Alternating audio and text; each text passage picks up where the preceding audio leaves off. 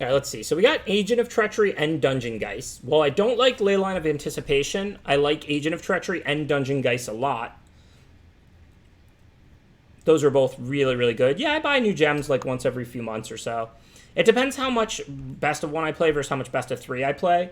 Usually I slowly lose gems in best of one and slowly gain gems in best of three. Dread Presence is also really good. And I mean, I think the Chandra's pretty good too.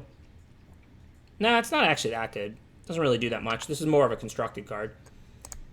So hopefully we can play blue because we have two very good blue rares.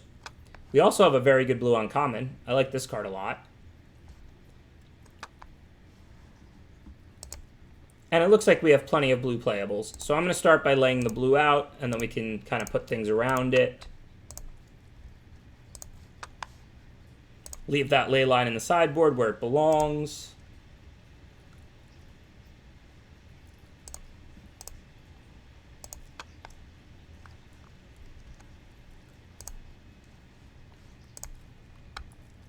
Okay, now let's take a look at what we might want to play with it. That ley line stays in the sideboard where it belongs. So our white is a bunch of playables, but nothing good, nothing that makes us really want to play white. Double Angel if we have life gain, but blue doesn't really gain life. We do have Soul Mender, which it's pretty good with. It's weird. Tap to gain 1 on a 1/1 is not really a good ability unless you're like pumping a Pride Mate or something. But tap to gain 2 is pretty real. Just 2 life a turn and just so much more than 1. It just like extends the game and then you gain more and more life. It just ends up being a lot more powerful. But we do have, Dawning Angel and a Soul Mender. Not a lot of life gain. And our white looks very unimpressive.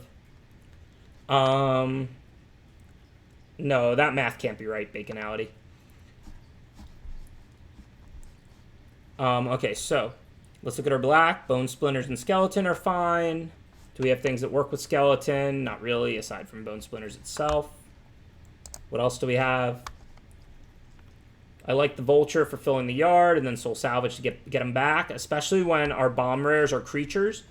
This is like, we can mill the top 4 cards, right? So if we mill like Agent, or if we mill like Dungeon Geist, then we can Soul Salvage them back potentially. Or Blood for Bones them back. And Blood for Bones works with Skeleton too. And Dread Presence is another bomb creature. I do like the looks of black-blue so far. Red doesn't have a lot. It's got a couple good removal spells. If we have some duels and we can splash double reduce, that could be good. And then an Outrage. Let's see what green has. Green looks horrible. Green is absolutely horrible. So yeah. This seems like a pretty clear black-blue. Again, this card is good if you have doubles, bad if you don't. I don't think there's much to it. I think this is definitely a black-blue deck. We get to play like almost all of our best cards, and it looks like it has decent synergy. Let's make sure the curve lines up okay. Oh, we have 0 2-drop creatures. Although we do have 2 1s and some anticipating to do on turn 2, potentially. It's not the best curve I've ever seen. White-blue is possible. I just don't know. I mean, I like these angels, but if we don't play them with another color that has life gain, our blue has, like, no life gain. We don't have that many white cards we're going to play that gain life. Like, we have a Soul Mender, which, I mean, we'll play, but we barely want to, and a Dawning Angel. I don't think, like, we're really going that wide for aggressive creatures. I mean, Empyrean Eagle can be really good. But I think we'd rather have, like, Blood for Bones and Soul Salvage when all of our rares are creatures. I think black-blue makes a lot of sense. Like, we can, like, mill our creatures and then get them back, and we can recur our bomb rares. Like, this deck has a lot going for it.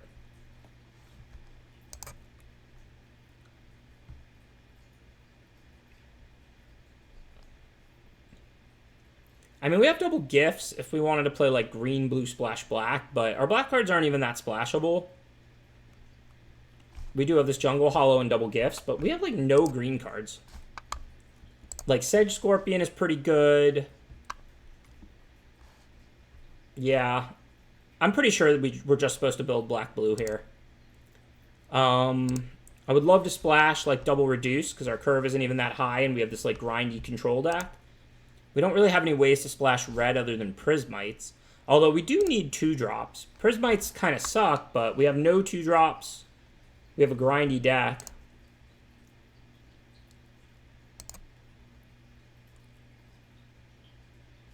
Yeah, maybe we should splash green. I didn't even think about that. Moldervine Reclamation does seem good.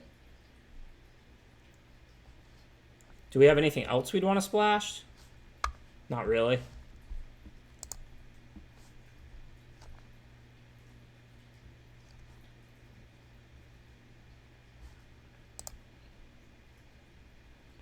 We do need to keep the swamp count up for Dread Presence, one of our best cards.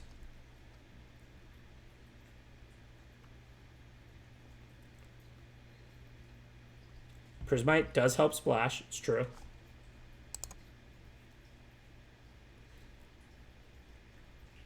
Do I have portal synergies? Bouncing this is awesome. Bouncing this is good.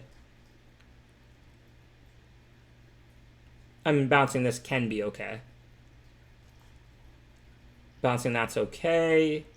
Bouncing that is good. I think we might try portal in the stack. We have a lot of portal synergies. What is the enchantment gain control? This? I don't think we want to play that. We don't even have, like, cheap creatures to potentially put it on, really.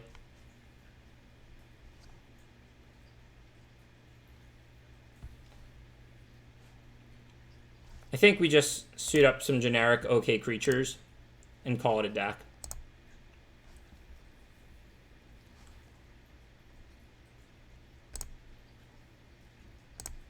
Yeah, if I had 4 Fairy Miscreants, I'd consider it, because we have the Anticipates and we see a lot of cards.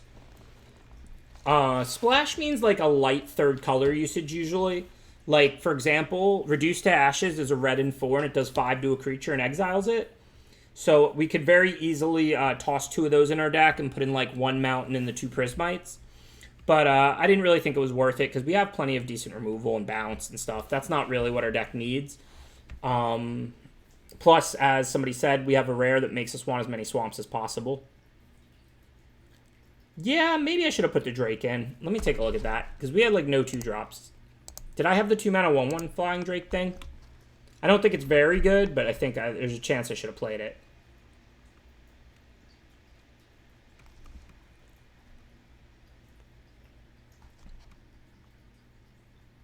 It does, but we just don't need 18 lands with double Anticipate.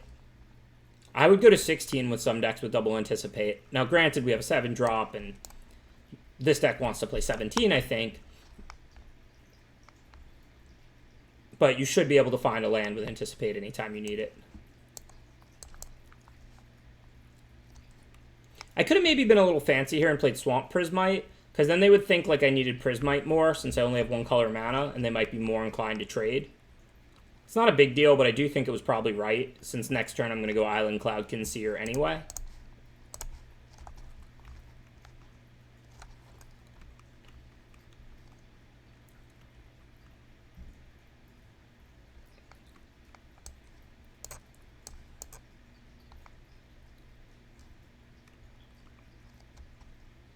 Hi, Zlubars. Got that money, I see.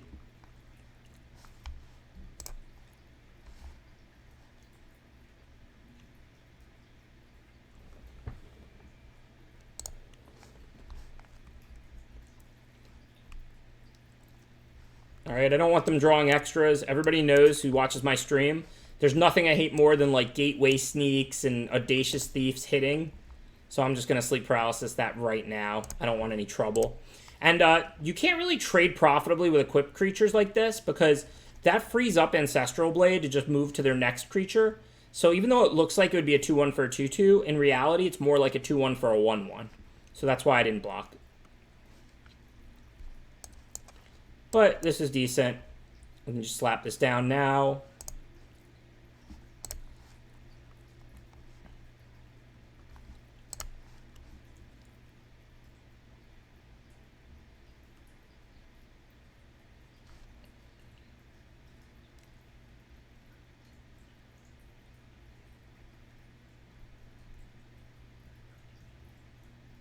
Yeah, I would have traded with an actual 2/2 because I'm not worried that mine is flying. I'm not looking to race.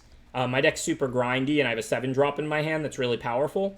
So I don't actually want to take 2 and then deal 2 back with a flyer. But I didn't trade because, like I said, it's really trading a 2/1 flyer for a 1/1. But if that was just like a Grizzly Bear, a 2-mana 2/2, I would have traded Cloudkin Seer for it.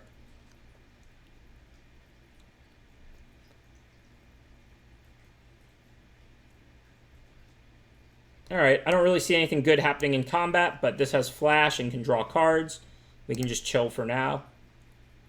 I could potentially have attacked for 2, but again, I don't necessarily see anything. I don't see the damage being how I win or lose this game. You never know what they're gonna do.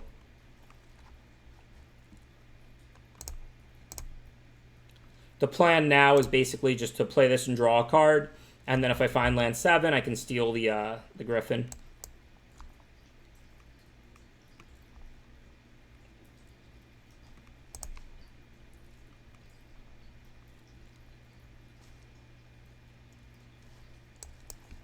And now we're going to have an extra 2/3 to block with, so I'll attack with the flyers.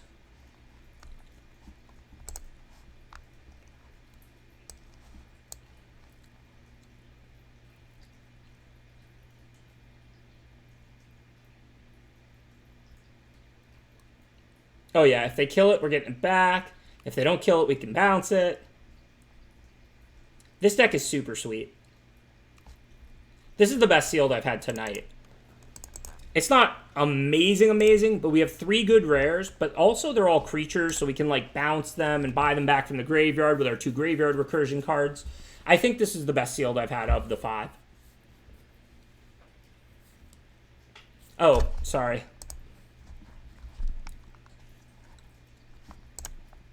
Yeah, I'm not super high on Drake, but I guess given how bad our 2-drop slot is, we can play it. If nothing else for science. Cut Barony Vampire. That seems easy enough. I decided not to splash green because I didn't really want to cut swamps for the black-green duel because of the black rare that we have, that every time you play a swamp, something awesome happens. Also, we don't have like a ton of creatures that are going to be in play all the time. This deck is pretty grindy. We're relying on like a lot of like on summons and like value. So I don't necessarily know. I would still play that enchantment. It's a very good card, I think. But I don't know that I necessarily want to splash for it. Thanks, Kender More Shores. Appreciate the compliment. Thanks for tuning in.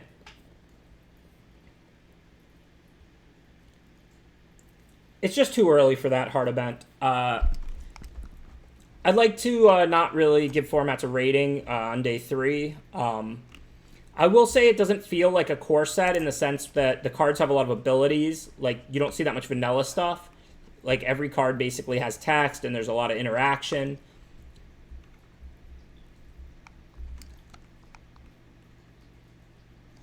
Hi, Gimli. You will, in time.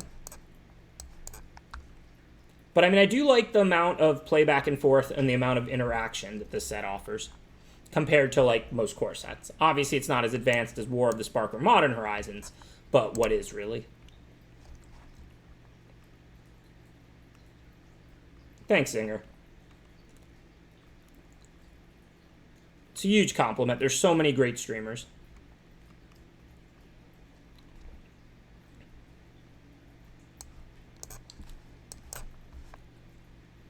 So who do we mill? There's value in milling us and them. We should probably mill them. But they are black. They might be able to recur things. Although they did already mill 4 cards. Probably doesn't take that long to mill them out. We do have a lot of blue creatures in the stack. Well, thank you for supporting it, Habba Hut. I really appreciate every subscriber. So let's see. We can bounce... Like, we could bounce Sailor later, but not now. Yeah, I think they probably have graveyard plays, but I also think decking them could be very real. They already milled 4 cards. We have a lot of blue creatures and recursion, and this thing draws cards too. I think we do, like, need to try and deck them, basically. I don't think we can use 1 mana instead of 4 this turn. So I think this turn we just have to basically play this. And I'm going to mill them. They're already at 25 cards. I believe they very well might have some kind of recursion. But I think that basically with this activated ability draws a card. This already milled 4 cards. I think we should be trying to deck them.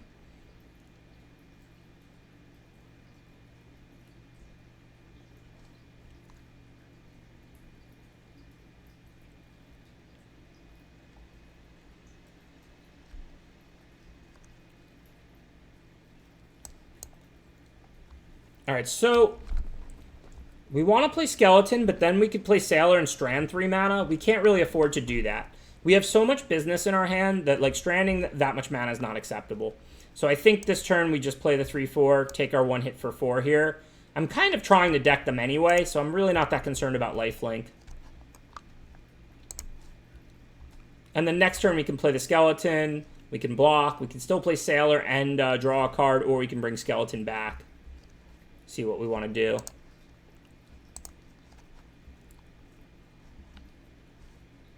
Yeah, we do have Agent of Treachery to steal the Cavalier also, which is kind of awesome.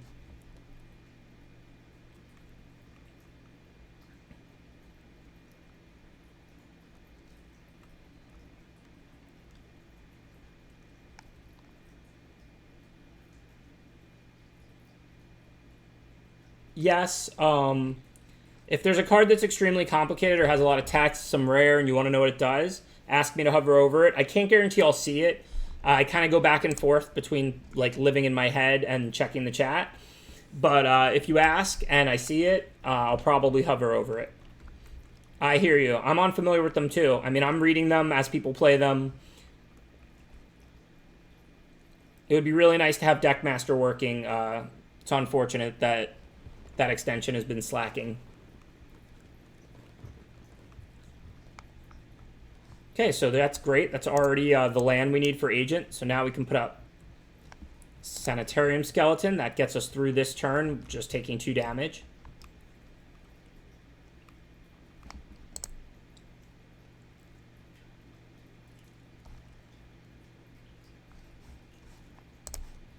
And we're not worried about bringing the Skeleton back right now because we know we're going to Agent the Cavalier.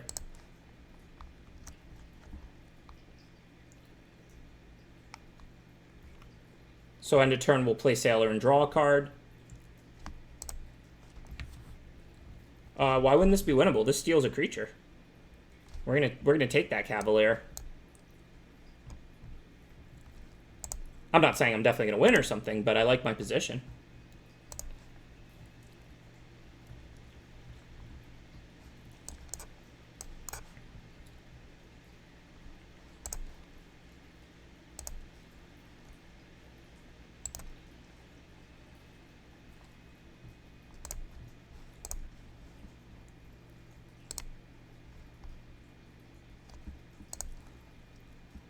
So they have a Netcaster. Oh, wait, we get back from our graveyard, not theirs now.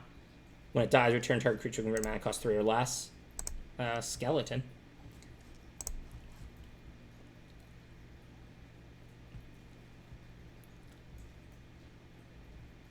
Yeah, this deck is good.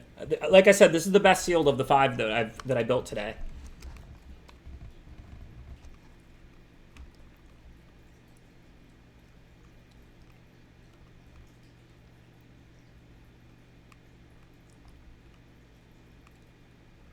The sealed is really grindy. It's got bounce. It's got removal. It's got ways to get card advantage.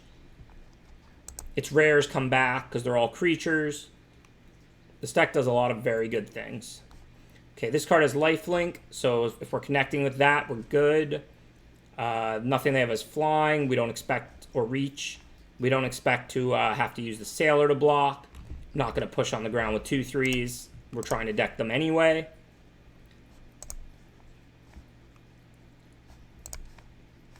Maybe we'll have to chump or something. We're definitely not winning through damage. They have 14 cards left in their deck. If we win through damage, it's going to be after we take complete control.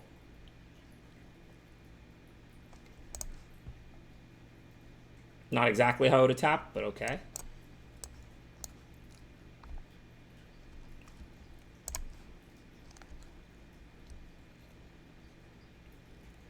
Why does the tracker need to die if we're on the mill plan?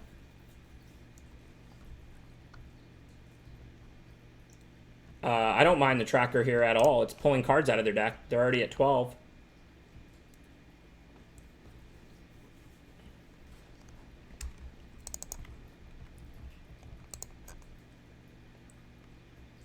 I was going to bring back the skeleton from the graveyard. That was why I didn't draw one more card. If it was just cast a near meaningless Prismite or draw a card, I would have drawn a card. But I had the other 2 mana to bring skeleton back. I mean, it's still a close play. It's not like skeleton and Prismite combined were doing a ton. But I didn't need more cards that turn. I could always draw cards next turn, and I had a Bone Splinters. So I felt like it was right to bring the skeleton back. Yeah, Agent of Treachery is fantastic in this sealed format. There's ways to bounce, there's ways to recur, and it's also a pretty slow format. I don't know if Agent of Treachery will be as good in draft as it is in sealed. But the way the sealed games play, it's one of the best cards you can have because everybody's got bombs. And it's basically not answerable because even if they kill it, you still steal their card. And then you could always bounce it and recur it and things like that.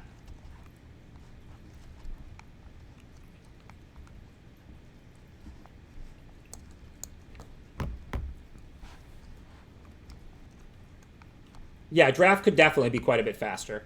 I've done a couple drafts yesterday. I don't really have an opinion on draft at all yet. But I've done a lot of sealed. I did like 3 or 4 on Monday, and I've done like 5 today. And I think it's a pretty slow, pretty classic sealed format.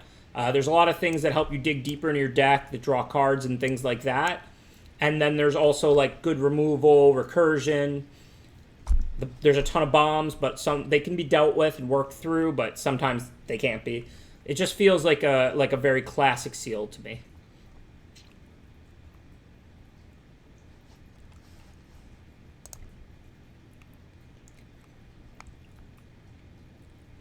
Thanks for the donation, Shazford. Much appreciated.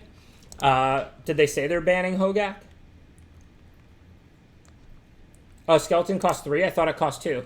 If it cost 3, then I punted for sure. I should have just drawn a card. My mistake.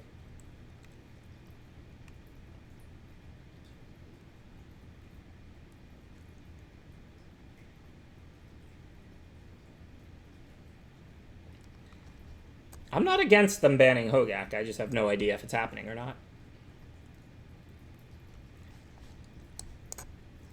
Okay. So next turn we have a flyer to interact with in the air. I don't really want to bounce this now. I want to untap it so it can just block. Oh, it's never going to untap. So I guess we should bounce it then.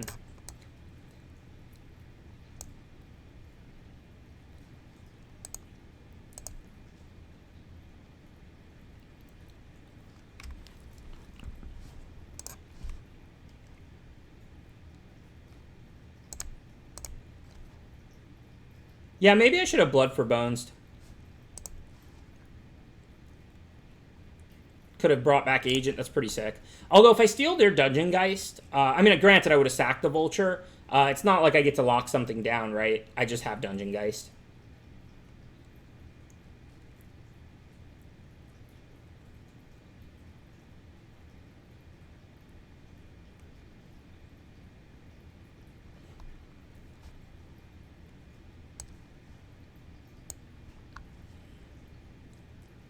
So we have our own Dungeon Geist. We can just lock down this Elemental, I guess.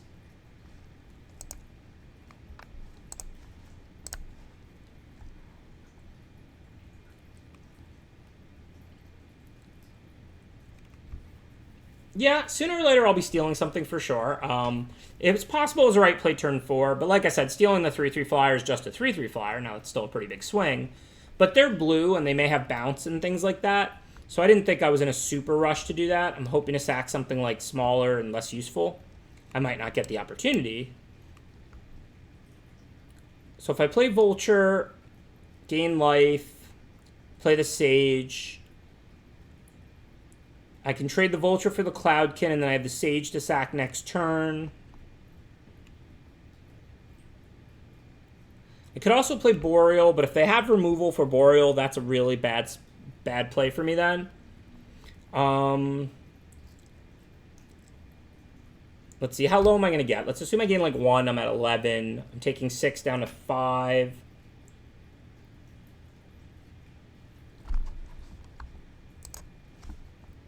Could also, instead of the Denizen, soul salvage back the Dungeon Geist. Seems like a reasonable play.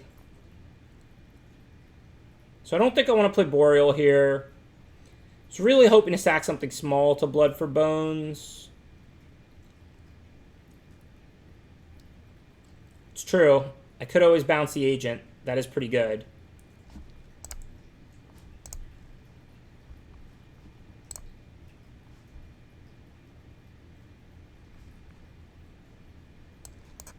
So if we sack this,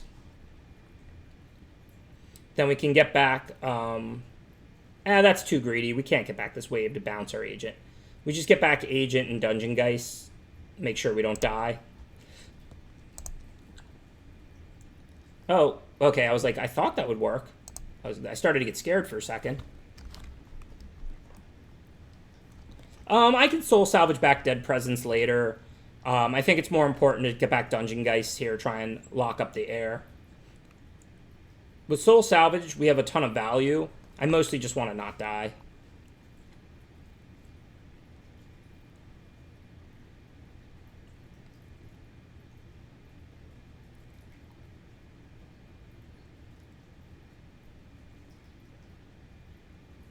Yeah, this deck's really good. Like I said, this is the best sealed I've had today.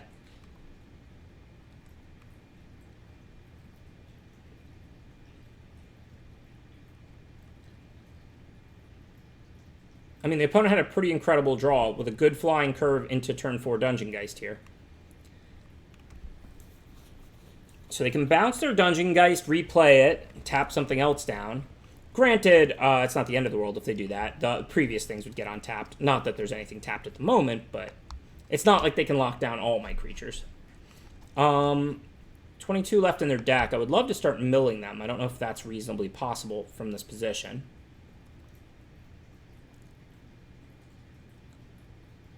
I'm at 5. They have 3 flyers. I mean, I really don't want to play Dungeon Geist this turn. I think I want to play my 2 flyers here. I mean, if I draw a land, I can play Dungeon Geist.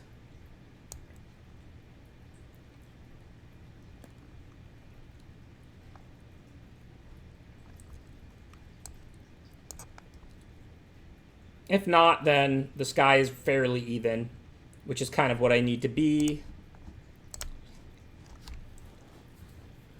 I mean, with my hand this loaded, if we can get even in the sky, even on the board, we're in pretty good shape. That portal's kind of scary, though. I can bounce this and draw a card. I really do want to try and deck them, I think. I don't want to have to attack. So I need to get this Denizen down as fast as I possibly can.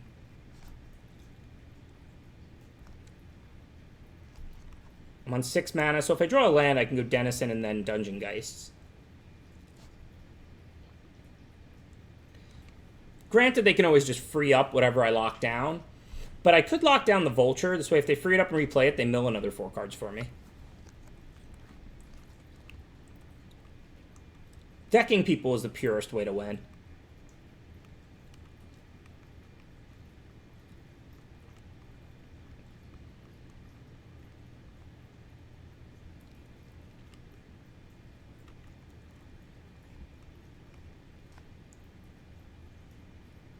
Why is this a 2-for-1?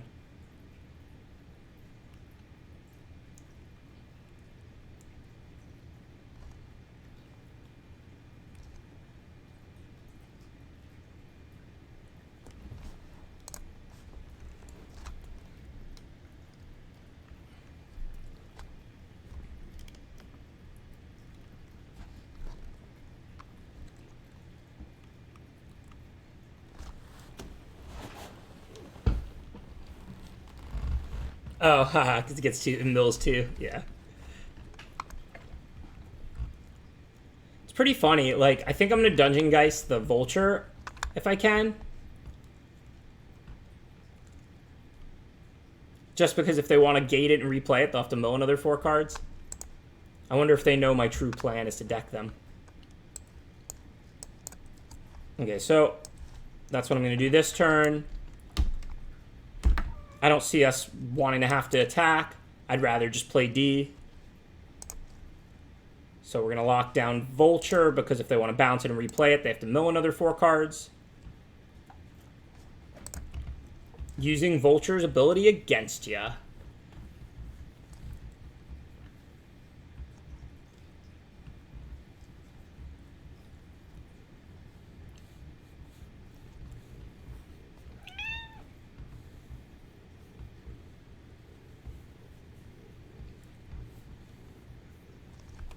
I love decking people.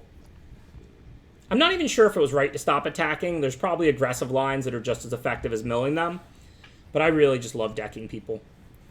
Although, it is kind of scary to be attacking with flyers, because that's less that I have to back to block, and I'm at 6 with Soul Salvage and a pretty loaded hand and board.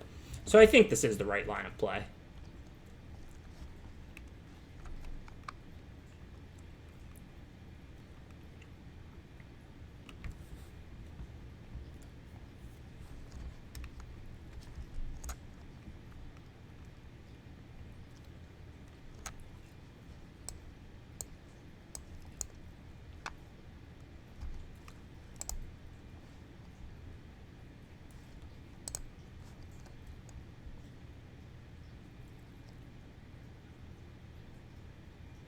So what am I soul salvaging back now? I can get back Wave Crasher for a lot of milling. Dead Presence, that looks good. I can get back the Wave Crasher, gate the Agent of Treachery, mill when the Wave Crasher comes into play, mill when I replay the Agent. Agent isn't doing anything.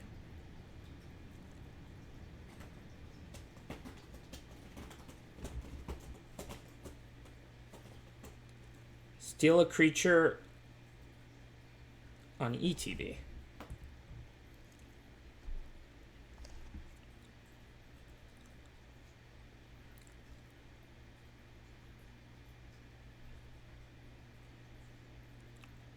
Well, I don't care if they gain life.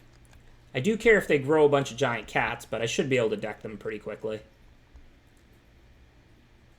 I can also just steal this, and then I'll gain life.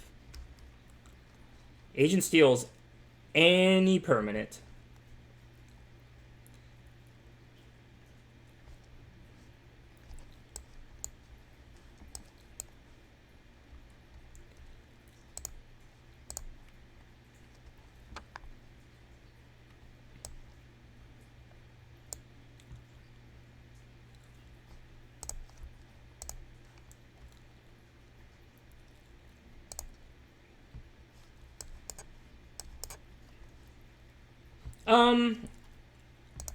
I didn't think the Drake was relevant in play last turn. Maybe I should have played it anyway, just because it's possible they kill Denizen. But then again, I still had Soul Salvage. I mean, you could always put it out, but I just didn't think it was particularly relevant at all. The Aerialist gains a ton of life. What's the Aerialist? Oh, Bloodthirsty Aerialist will grow whenever they're gaining life. But it doesn't grow per life gain. So if they plus this and gain infinite, this still just grows once. I think I'm stealing a Ajani. If I plus this a single time, how are they going to kill me? They're down to 8 cards, 6 if this resolves. Pretty sure I'm just going to steal a Ajani.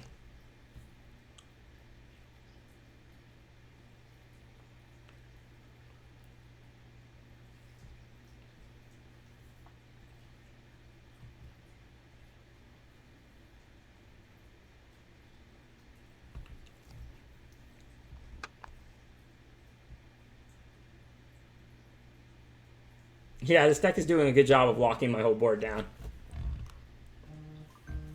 I mean, listen, I probably could have played it. It does counter Mind Rot. That's a good reason to play it.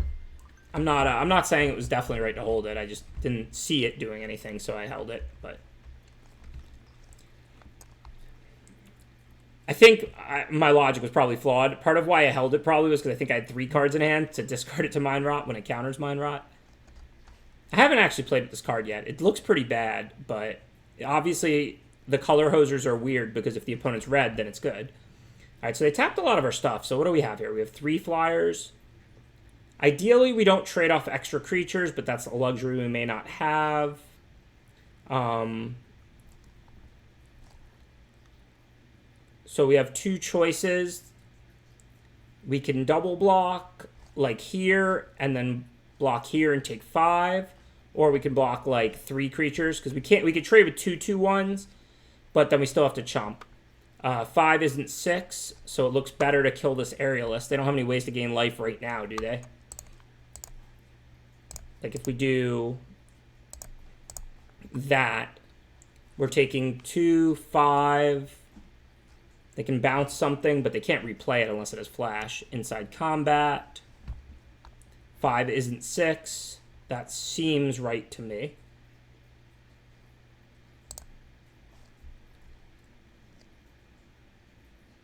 This is a tight one. Somehow they've locked down like all my stuff because of this and also the Frost Lynxes.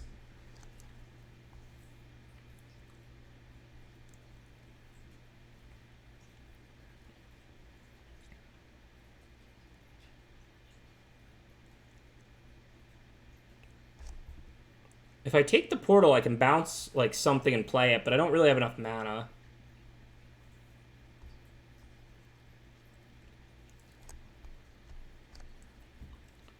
So how many flyers are they going to have? That's not on tapping, so they're going to have 1, 2. Okay, so that's not that bad.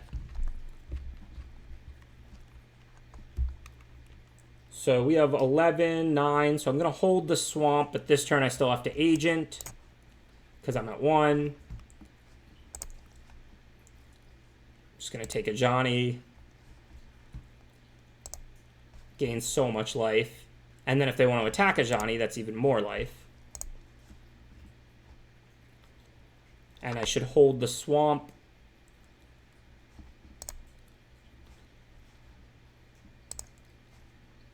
They have 5 cards in deck.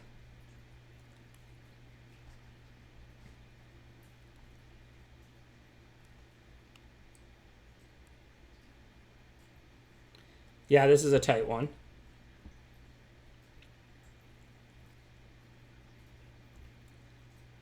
So I can't block flyers, so I'm taking a lot of damage here. But if they don't kill Ajani, then I'm plussing Ajani. So as long as they don't lethal me, they pretty much have to just attack Ajani. Now, granted, I'm not really untapping too many of my flyers. They're Frost Lynxing them all out. I mean, these 2 will untap. They're going to retap one of them. They could even retap both of them by bouncing Frost Lynx and replaying it. Well, it looks like they're getting very aggro. Hopefully I'm not dead. I don't think I am. I might be. No, it looks like 7. Just what I counted on my turn.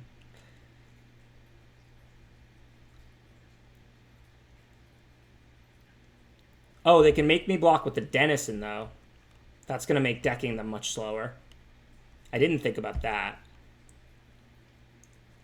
So what they can do now is tap the Agent so that I have to block with the Denizen. Then again, though, if they're not attacking Ajani, I get to plus Ajani again. Thank you, Guarakun. Appreciate the subscription. Thanks to everybody who does subscribe. It's pretty amazing. Like, seriously, I did not expect this. So they're just attacking me, right? Which means I have to block a 3 power and take 7 and go to 1, so I don't really have any choices. So they kill the Denizen, but they don't kill Ajani this way.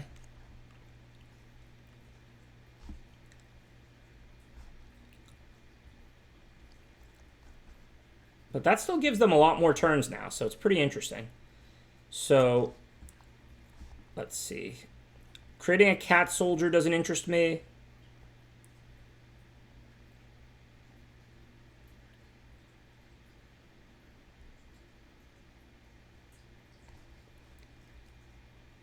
Yeah, this is a great game. So, I can play Presence, deal 2 and gain 2, and then gain 6. Pretty much all I can do, so it's not really a choice. A cat isn't really going to help me. And I don't need to draw a card. I'd much rather deal 2, gain 2. The question is, do I want to hit flyers or lynxes? Probably lynxes, because I can hit both lynxes. So, and flyers aren't that different than non-flyers right now. I have 2 untapped flyers.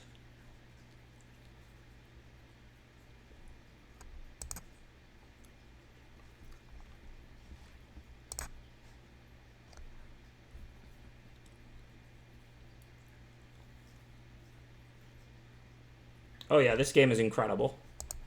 4 cards left.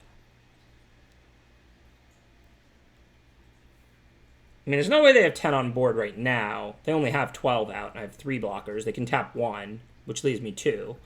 If they top deck the removal, I might just be dead. I guess I can block a 3-power creature and take, like, exactly 9 or something. How do they have lethal on board? I don't think they have lethal on board. I have 3 untapped blockers and 10 life. There's no way they have lethal on board. They gate like Lynx, they tap one of my flyers, I still have 2 blockers, and they have 10 total attackers.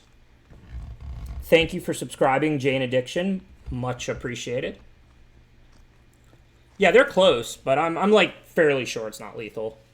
I think they have about 8 on board.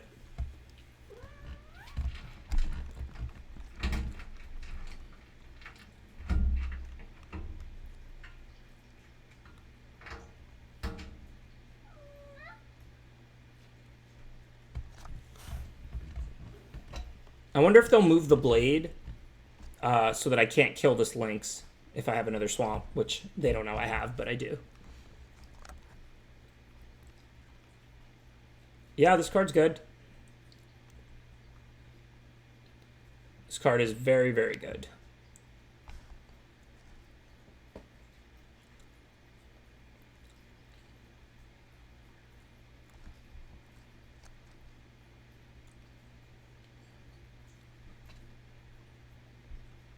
Well, if they're hitting a Ajani for 4, that would be a really good turn for me. Oh, they have the 3/3. So if I trade off Dungeon Geist or Dread Presence, they get to untap. But I have to save a Ajani, so if I can. It's going to gain so much life. So I think I'm blocking here with the Dungeon Geist. I already have a Swamp, so that's another deal 2, gain 2. So I think this is the right play. I'm not going to just let a Ajani go. That doesn't make sense. It's literally plussing to gain 5 minimum.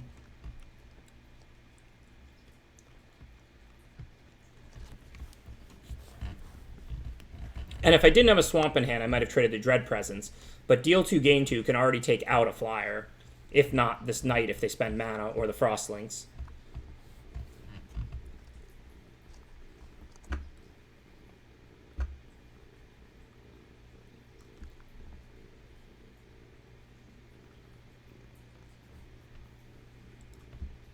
Now this is an awesome game of Magic, whether I win or lose.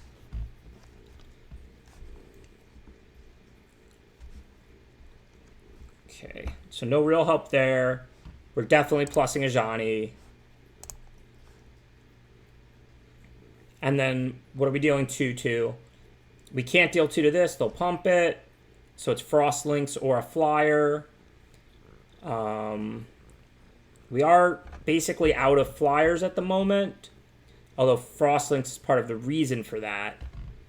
And our flyers will on tap. So I think we want to kill Frostlinks.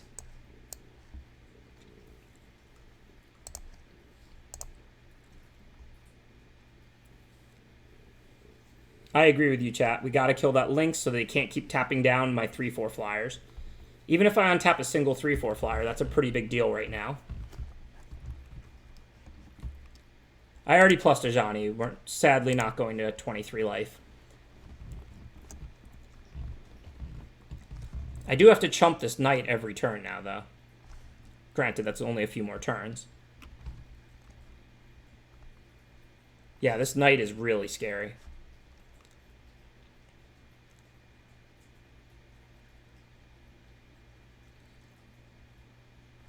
They have 3 cards left.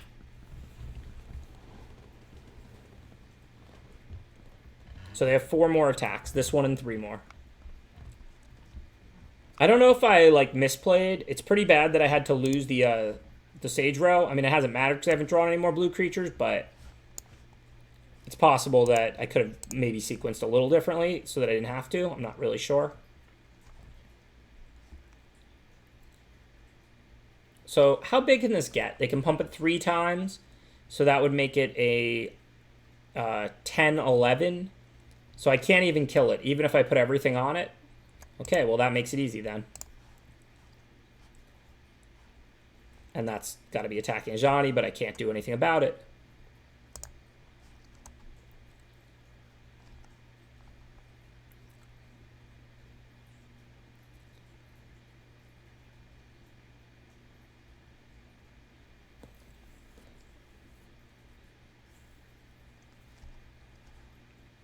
So the good thing is I'm untapping a Boreal Druid now.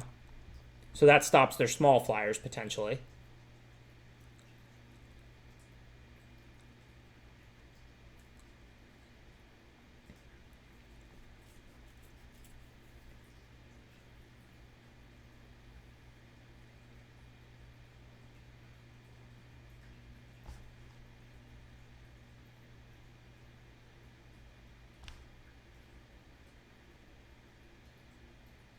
Well said, Gavin5499. This is a game of inches as we're playing through decking on like turn 20. Like, I don't know if I'm going to win or lose. They have 3 cards. I'm at 14. The Ajani's gone. This is like awesome.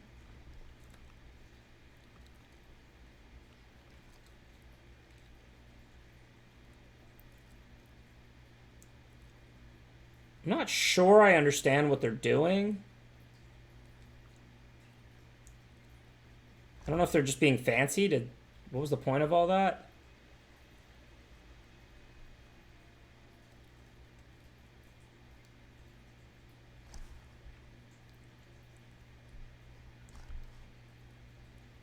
Oh, they untap the knight, I guess? Sure. Okay, so... We can't kill the one creature we really want to see. We really want to kill. But we do have another 4/4 we could just throw in front of it for now. I mean, it's not unthinkable to even draw a card. I mean, 2 life and kill one of their creatures feels better.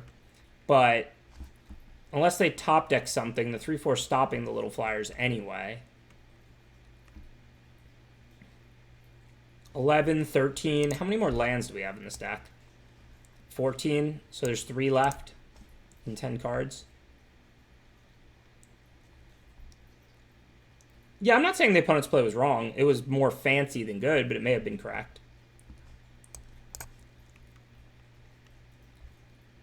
I guess I'll just kill their flyer. I'm not really sure if this is right. It's certainly conceivable to just draw a card and lose a life here, because a card could do more than kill a 2/1 flyer. But if I whiff and draw a land, it's pretty bad.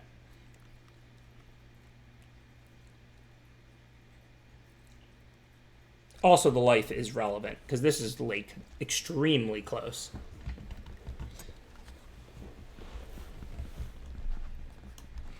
I hope not, Shadius. It's super close. Really comes down to my draw steps. Like, if I drew all lands the rest of the way, I think they probably would get in 16.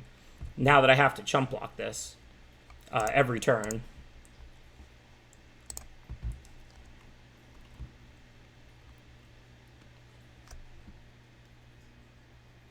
Oh, that makes sense. Very astute, Rob Boville.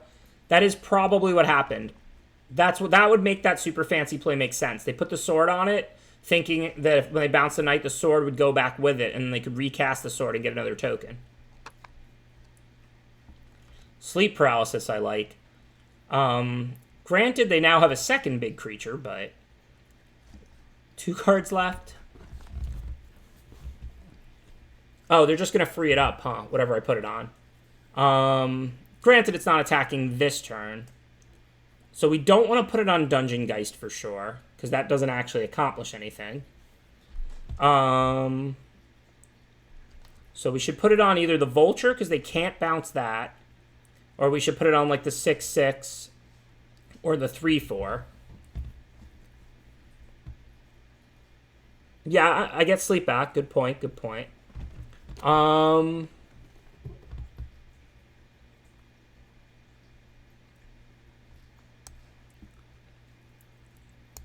I guess the 3/4. Yeah, Vulture can't attack anyway at the moment, but not by very much. 3, 6, 10. Did I mill all their lands? I need them to draw a land. Looks like I did. 1, 2, 3, 4, 5. 5 plus 3, 6, 9, 10, 15. These should both be lands. If they're playing 17.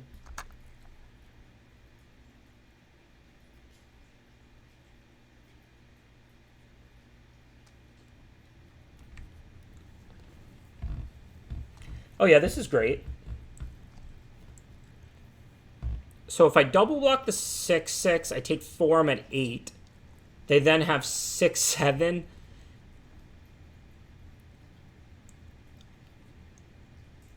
I mean, granted, I still have 1 creature left.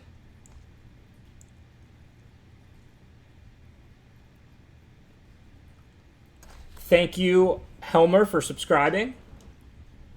Much appreciated. If they swing out, it's like Boreal eats Vulture maybe, 3/3 chump 6/6. And I take 5 down to 7.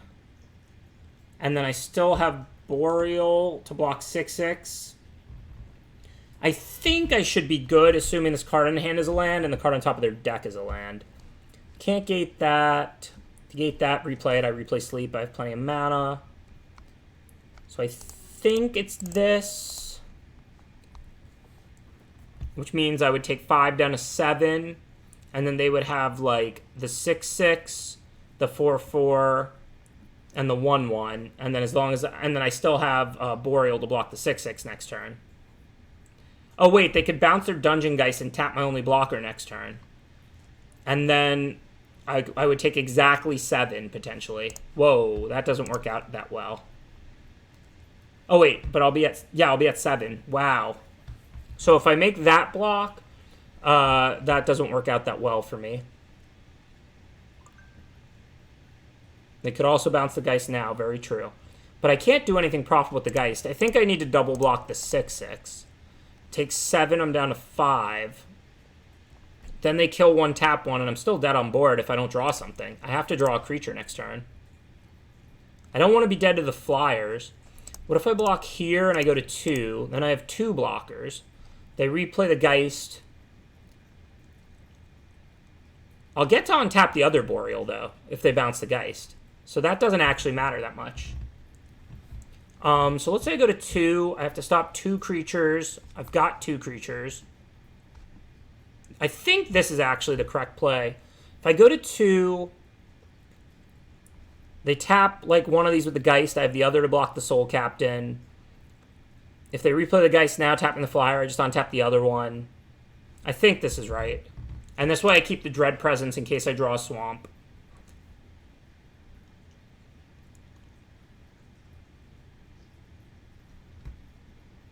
It just makes it 2 creatures to 2 creatures. If they replay the Geist, bounce the Geist and replay it, I untap the other Druid, right? It would no longer be locking down this Druid, so it would untap during my turn. This Elemental. I counted the number of lands. They have 15 between their graveyard and in play. So I'm hoping that card's a land and that card's a land.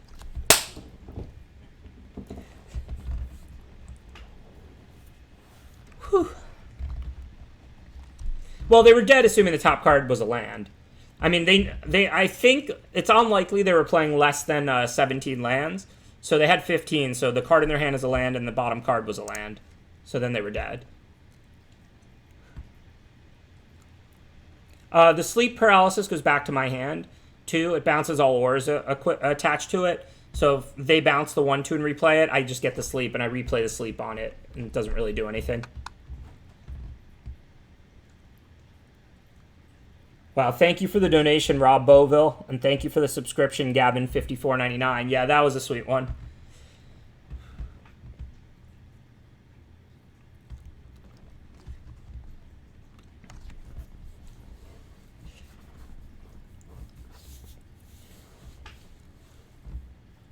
Also, thank you for subscribing, Knowledge Sinkhole. Yeah, that was a really sweet game. And that tells you this has the potential to be a good format. I mean, we've played several sweet games tonight. Well, if the card in his hand was a land and the card on top of his deck was a land, he's just dead. I mean, it's not unreasonable for them to concede.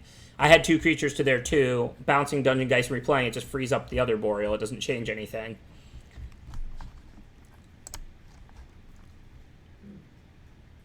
These are the kinds of game of Magic I live for too, Soaring Eagle. If these types of games stop happening completely, that would be when I would consider whether I should keep playing Magic or not. Some people just love running over their opponent and watching them suffer. I don't know. I love games like that. Even if I would have lost that game. Obviously, winning it feels great, and like that makes it extra sweet. But losing it still tells me I played this incredible game that I could go back and watch the VOD, analyze all of my choices, and probably find some play that's slightly better that might have won it for me. That's what Magic's all about. Testing TFT on stream. What's TFT?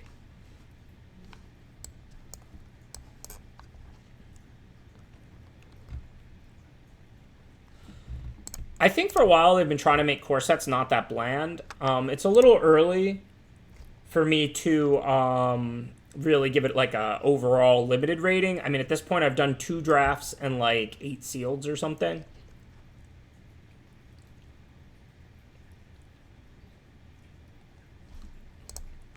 I mean, listen, I've been playing a lot of aggro red and standard for the past year. I'll play whatever's good. It's just that's not the enjoyable Magic. The enjoyable Magic is what we just did. At least to me. Everybody can enjoy different things, but running somebody over and having them not interact is not why I play the game.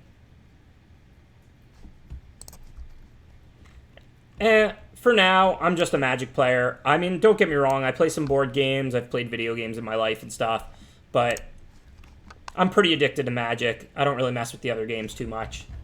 Kind of all Magic all the time.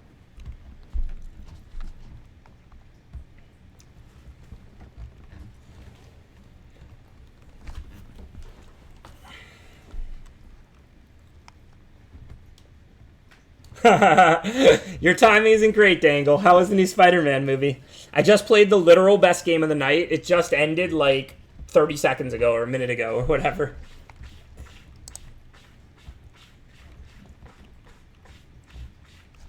The Sealed's going alright, not great. I went like 1-3 with a white-green deck that I think we misbuilt.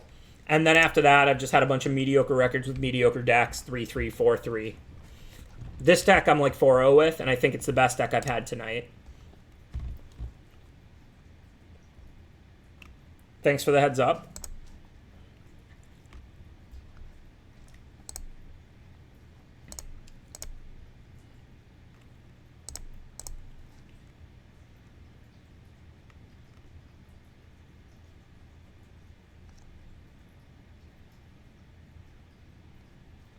Yeah, maybe. I mean, I'm not necessarily expecting them to be blocking the skeleton. Whatchamacallit's a common cutthroat. So, I mean, if they block and then I cutthroat it, that's so bad for them. So I'm pretty expecting them to just take the skeleton here. And, I mean, I think it's better to be dealing them a point of damage than it is to hold it back for a card that we have no reason to put in their hand. I know I decked people a couple times, but this game I have a bunch of small creatures, bounce, removal, and tricks. So I could see myself dealing 20 this game.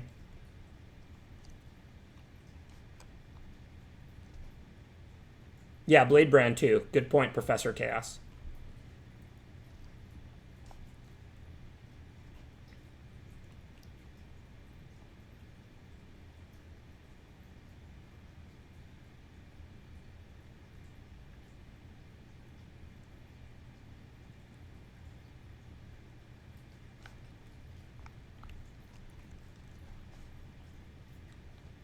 Yeah, it's nice to finally play against a red player with the protection from red card. Hey, Medellin. I'm not saying I'll never play Constructed on stream. I mean, I've played in the Fandom Legends tournaments 3 times for starters. But for right now, it's sealed today. Tomorrow, maybe sealed, maybe draft, maybe a little of both. And then starting Monday, it'll probably be pretty much all draft. So what is this? I don't think I've actually seen this one in play yet. I mean, I've scrolled over it in the preview list. Creatures you control get +1/+0 and gain haste. When it enters the battlefield, discard a number of cards and draw that many. When it dies, it does X to each opponent, each planeswalker, or X the number of land cards in your graveyard. Okay.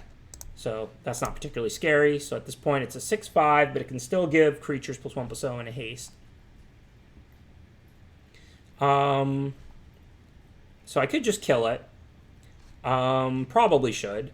I do have pro red, but seems unlikely that I'm going to do better with Bone Splinters. I guess there could be a big blue creature. But I also have sleep paralysis, which doesn't stop this activated ability.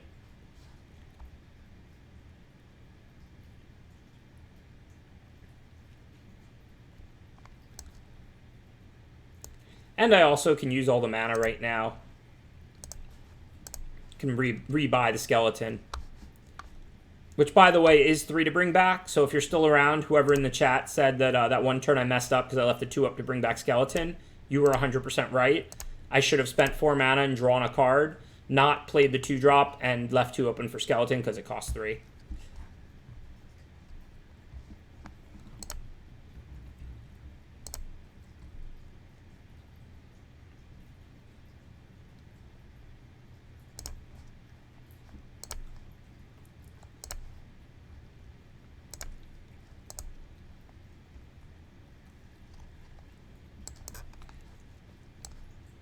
That's not how we want to tap. Let's go ahead and cast the skeleton first.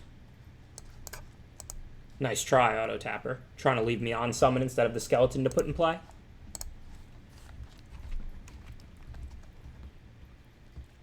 Yeah, I'm planning to dangle. Me and Rachel almost always try and catch a 2-headed giant pre-release.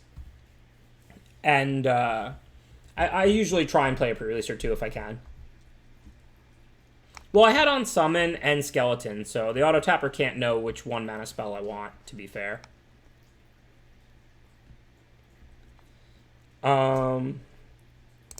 Yeah, this isn't going well. I guess this is what happens when you get to 4 or 5-0. For now, just gotta pass, I think. I guess I could have attacked with Skeleton. It's not blocking anything, and they probably wouldn't block it, based on me attacking with it 100 other times.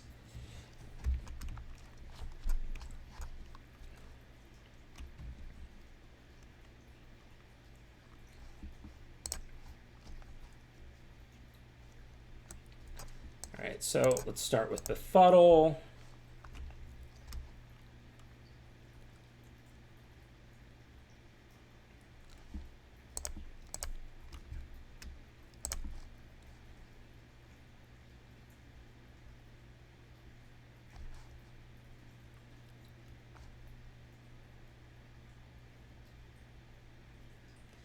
I have no idea. I'm not even sure if I've actually seen every card in the set.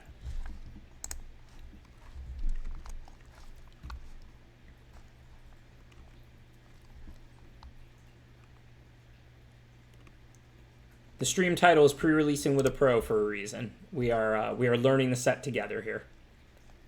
Okay, so this time we do want a blue on tapped. Just get our Necromancer. They probably would block with Piranha if I attack with Skeleton, because who's scared to lose that?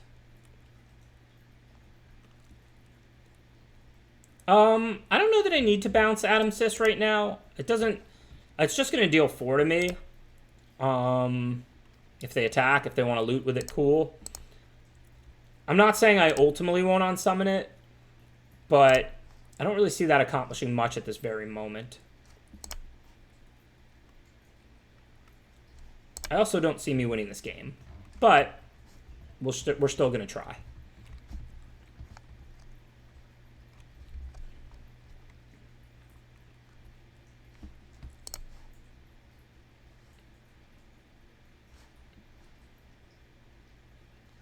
Agent of Treachery, steal Adam Sis. Yeah, that is a very real plan, potentially.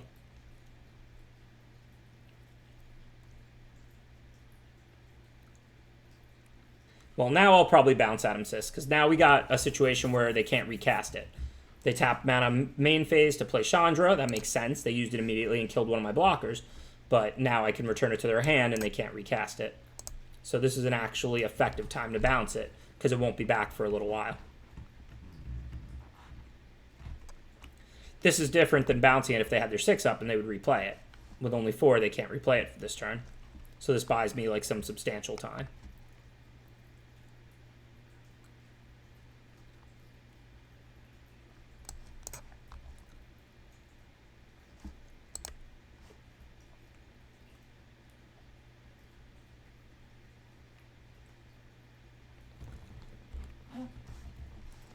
It's been a while since I shouted out my sponsor, Channel Fireball. For anybody somehow not familiar with their site, go check out channelfireball.com. Lots of great free strategy content. Also, they're dealers. They buy and sell cards. If you need anything from them or want to sell anything to them, please use promo code BENS when you do.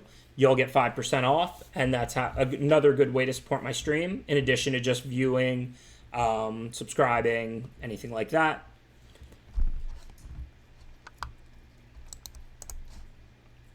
Okay, let's see.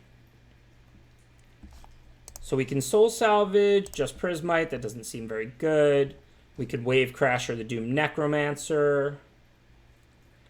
The Boneclad Necromancer. Doom Necromancer's some old Necromancer. Which is, again, not horrible nor particularly good. Could attack with it. I wonder what they would block with. It's not even that good for me if they trade the Piranhas for it, though.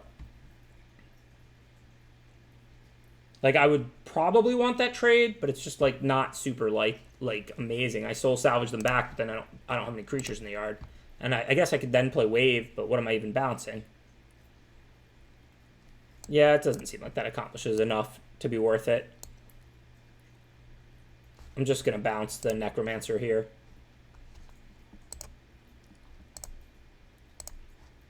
Oh, yeah, I should have hung on to Swamp. Good call, Knowledge Sinkhole. You're 100% right. Drake is pro-red, but it's not pro all creatures just because somebody has a red creature out. So if I attack the Chandra with the Drake, they would just block it with their flyers, like the Sprite. It depends on your deck. If you're milling your creatures, like if you've got those vultures that mill 4 cards and you have a reasonable creature count and a grindy deck, you can certainly play a lot of soul salvages. I mean, I wouldn't play more than like 3. Some decks definitely don't want the 3rd. But, I mean, if, like I said, if you have a decent creature count and you're milling yourself and stuff like that, it's totally fine to play up to like 3.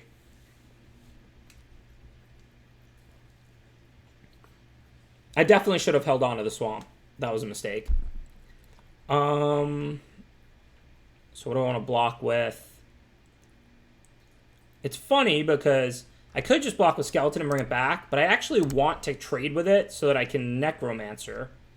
So I guess I'm going to trade with it.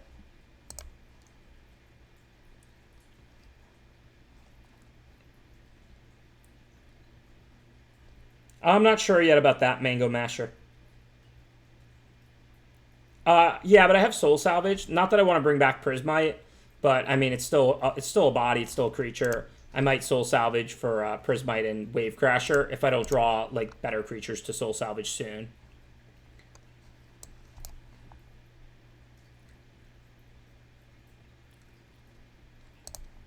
Much happier to exile their creatures. And generic ground creatures are not that consequential right now. Should play the land. So I should hold Swamps for that that 1 card, but this time I should play the land because it's 3 for Skeleton.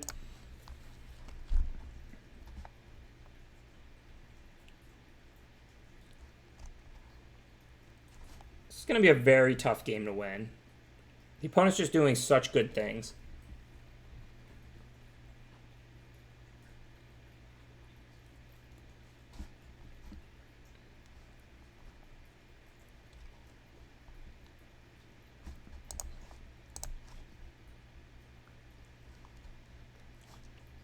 They are down to 16 cards. Maybe I'll surprise deck them too.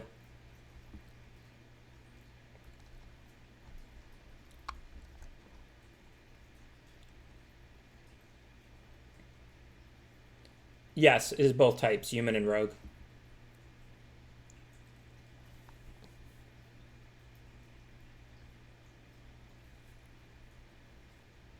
Oh yeah, this is a very good sealed. My deck's very good, but this deck is way better than mine.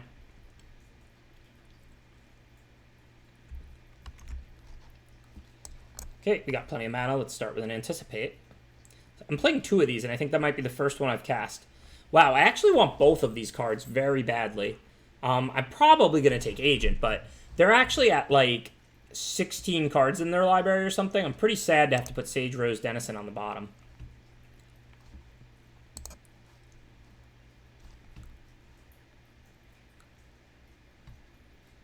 I mean, I could, like, Soul Salvage back this and this, play this, mill them, play the 4/4, gate this, mill them, replay this, mill them. I wouldn't say decking was that unlikely if I would have took the Sage Row, but, I mean, there's more value in Agent of Treacherying at Adamsis.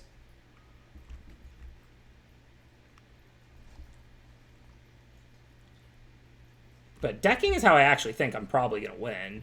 Now that Denizen is on the bottom, I don't know.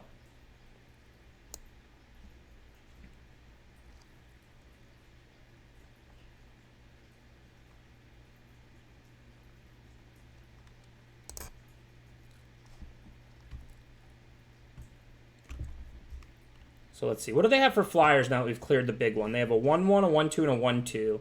1 mana to pump. But trades are good for me. So I think now we can attack Chandra.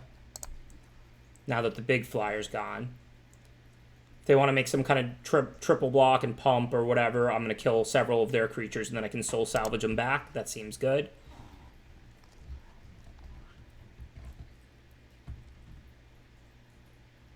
Oh, that's cool. I didn't know that, Cook My D.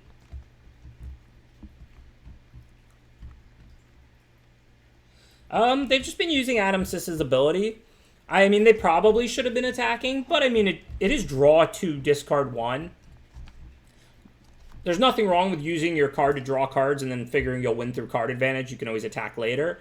Because, I mean, what if I top deck a removal? The 4 damage won't be as meaningful as having drawn 2, discard 1.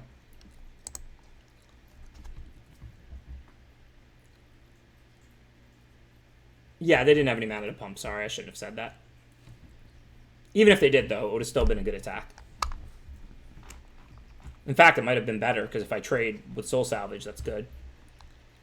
So now, what happens if I attack with a 2/3? Does it bounce with anything? Because if they kill Agent, I can salvage it back. So I'd be happy, but if they have like an 0/3, then it could just bounce. But I don't think they have anything it bounces with. Either they're going to lose whatever blocks it, or I'm going to lose Agent. So I can probably make that attack. Although I may just keep it back for now anyway. They're already down to 9 cards, by the way.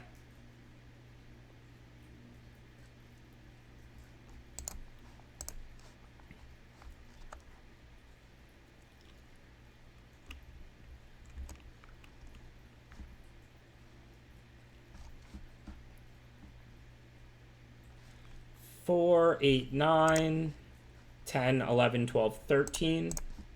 So they've gotten those 12 cards about 4 or 5 lands. They might have decked themselves if I let them keep Adamsis. Very true.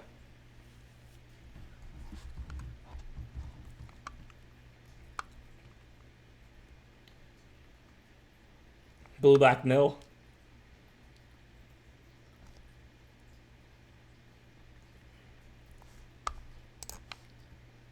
This deck is super sweet. It's just so grindy. Oh, it looks like they're finally ready to attack. I don't blame them. I don't know if it's going to work out that well or that poorly for them. I have no clue. So they have mana to pump this. I want Agent to die. So that seems like a pretty likely block. That can block there. No.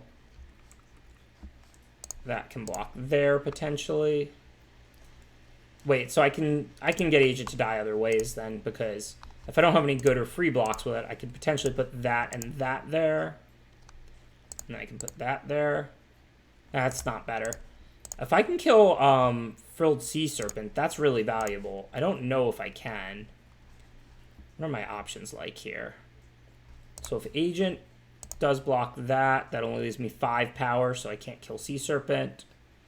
If I want to kill Sea Serpent, it's like 3, 5, 6. And then this blocks the big red one. Alright, I'm down for that.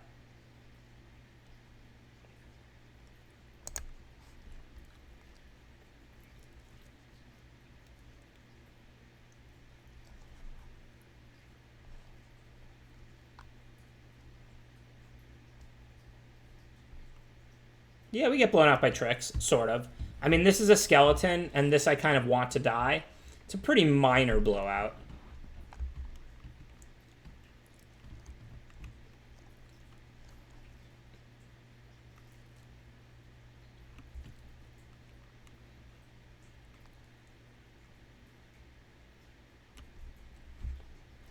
Yeah, I could potentially take the serpent. I mean, they also might bounce it or something. I don't know. Killing things is good. That was one of the scariest cards in play. Not saying that line was definitely optimal.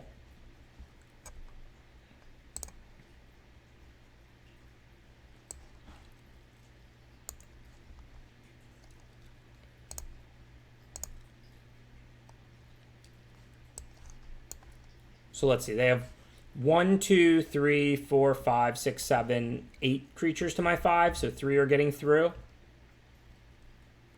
They have 9 cards left in their deck.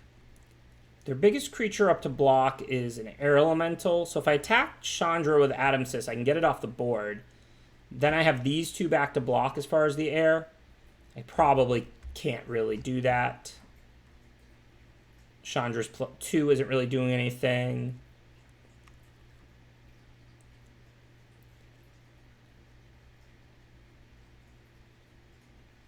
Oh, right, this can't attack. Good point. I mean, getting Chandra off the board definitely has value.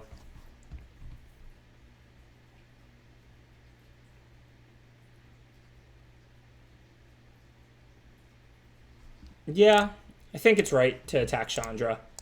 Hopefully they don't somehow sneak in lethal or something. I mean, I'm probably not going to be greedy. I'll play Wave Crasher. I don't need to bounce Agent and then replay it a third time. That would be unnecessarily greedy, I think.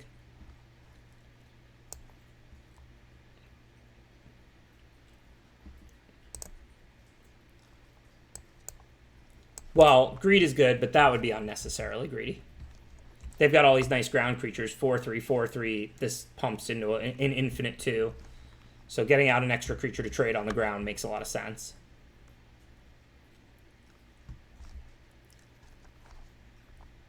And I'll be happy enough if this just resolves again and I get to take, like, Air Elemental. That's a pretty big game.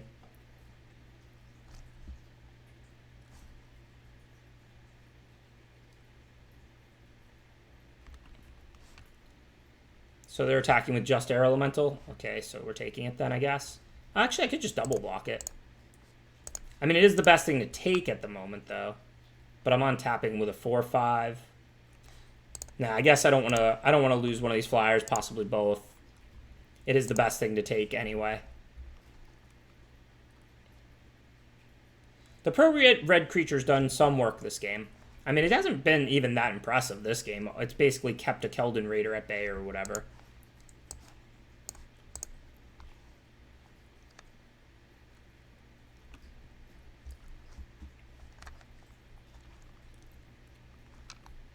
But so I didn't double block there, not even because I really think they have anything, but because, like, this is the creature I want to steal. So I don't really see a reason to trade my 3/4 elemental, which is stopping a lot of their stuff. I understand that the Adamsis can do it too, but they may bounce Adamsis. They may kill Adamsis. It's pretty good to have a backup good flyer. 9, so we should play land 10 so we can use Adamsis. Hopefully this resolves. Take their air elemental. And I think attacking would be pretty pointless. They're at 6 cards in their library. They have 5 after they drew. We have 16. So I can use Adamsis here too to restock for next turn. Another good rare? Wow. Yeah, this opponent's... Oh. Well, obviously I should have used Adamsis there. That was bad. Just clicked OK.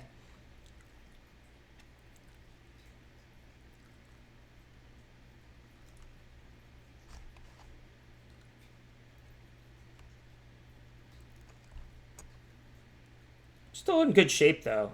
The Dungeon Geist, we've got 2 different flyers now still that stop it, the 3/4 and the 4/4. And right now, the 3/4 is stopping these 1/2s. I don't think they have a good attack this turn. Yeah, these have been fun. I mean, people are asking how the format is. I mean, I've done 8 seals, 2 drafts, but I mean, you're seeing a lot of great games.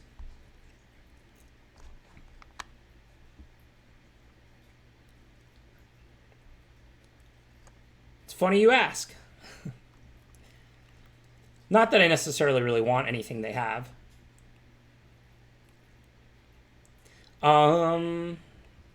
Like, what would I even unsummon here? I mean, Agent and replay it, but, like, what am I just taking? Dungeon Geist? Which is fine. I mean, they have 4 cards left in their library. I'm just saying. I'm not going to bounce Adamus. It goes back to their hand. It's their Adamus, not mine. Oh, I get the 3 cards, though, because that'll be the 3rd permanent. I got to make sure I don't deck first. They have 4...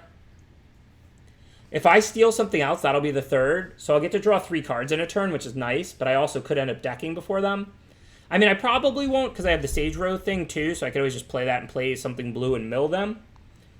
So this is kind of interesting. I could also just start attacking with flyers. I don't think I'm going to deck. I still have 15 cards left in my deck.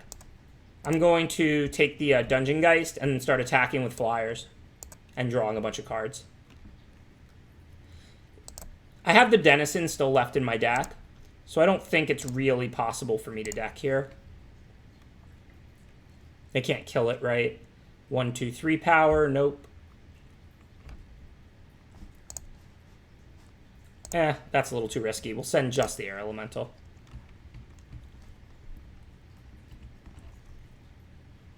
Oh, I never thought I'd get to actually draw 3 cards with this card, but it happened.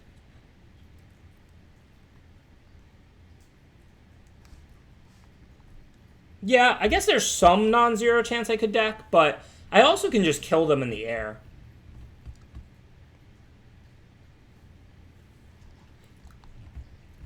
I have some business left. I have the card that brings back a dead creature and, like, sacks a creature.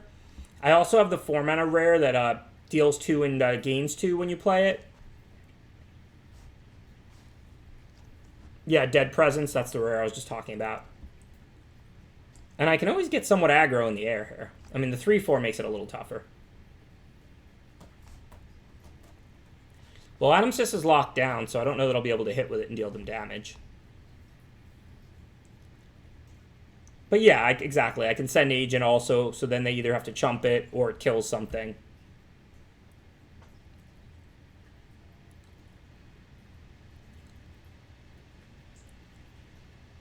Well, now I'm back to not, so I'm pretty glad I drew 3 cards, because now I only have 2 permanents of theirs. That said, they can get in a little damage now.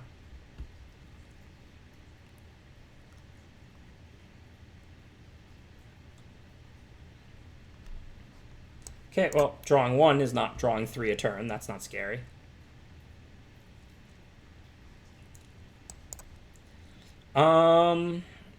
Okay, well, now I guess I'm back to just passing. Since they made that play, no more me attacking in the air. They lock down my flyer again, and they have 1 card in deck. I'm not drawing 3. We'll go back to trying to deck them now.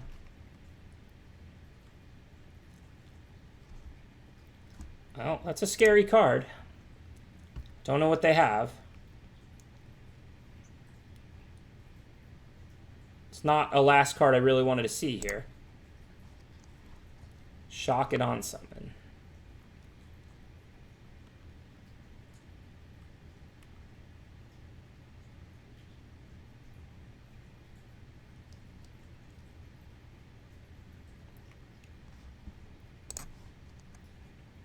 They have 1 card left.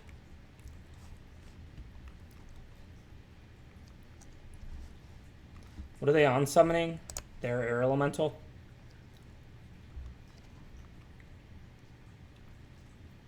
Can't even recast it. They're going to draw their last card next turn. I mean, the play isn't wrong. They're trying to be able to attack, but I still like my chances here. I can flash in the Spectral Sailor and then, like, double block one of these sprites. I don't really care if they kill the Spectral Sailor. I'll draw a card or 2 because I still have 10 in my deck. But, so what I'm probably going to do now is if they attack with flyers, probably have something like, I guess I could, like, double block their Boreal with Spectral Sailor and Boreal, and then take those little ones, or put the Druid on a Sailor just to save some damage. I mean, I guess we'll see what they draw first. I mean, what we draw first, because we can activate Sailor. We still have 10 cards left in our deck. So the first thing I'm probably going to do is play Spectral Sailor and then activate it. Yeah, play it, activate it, draw a card.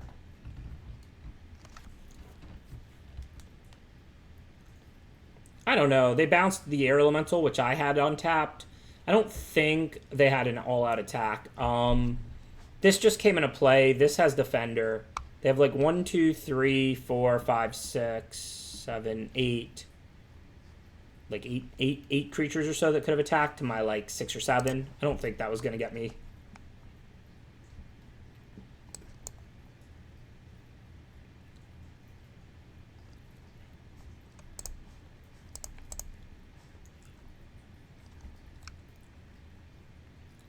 Oh, I forgot I had that card. I haven't even drawn it a single time yet.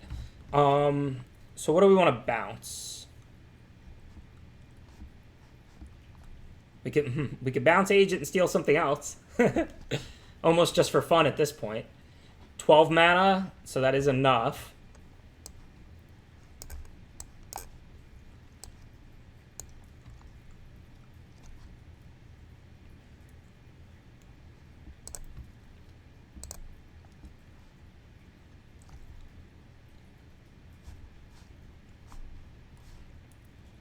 How many permanents of theirs do we have? Just one? Okay, so we're not going to deck. Just wanted to make sure I wasn't somehow decking myself. Sure.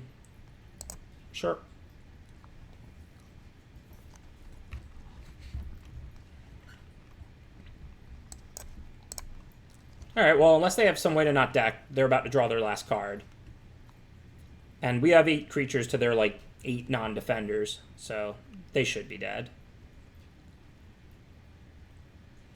I like taking the 3/3 because if I like trade it off, I can then untap Adamsis. I mean, I guess this is their last turn, so theoretically that's better. But by that logic, toughness doesn't even matter, only power because it's their last turn. Okay, so let's see. Let's make sure we block that pump thing. Actually, in case they somehow give it trample, I should probably put more toughness on it. They literally have 1 card in hand, so they're 100% to deck if I don't take lethal here. And then what's their next biggest creatures? These 4/3s. Just throw 1 on that. 1 on that. Block a flyer. Block a flyer. 3/3 on 3/3. 2/3 on 3/3. What am I taking here? 1, 2, 3 or something? Okay, cool.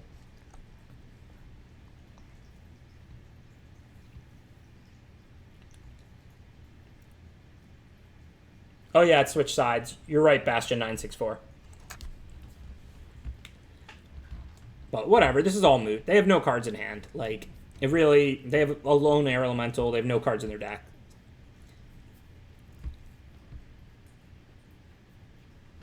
Another sick game. I didn't think I was going to win this game in the middle of this game.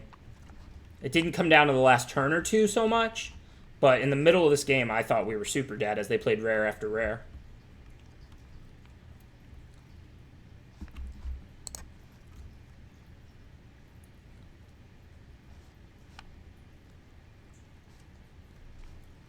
You gotta deck them all, right?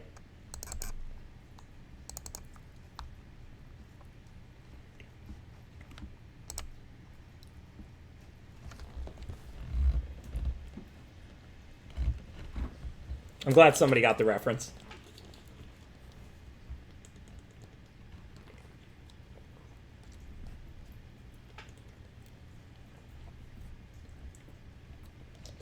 Well, these games have not been quick as we've been decking everyone. And when I say decking, we have 1 card in our deck that mills people.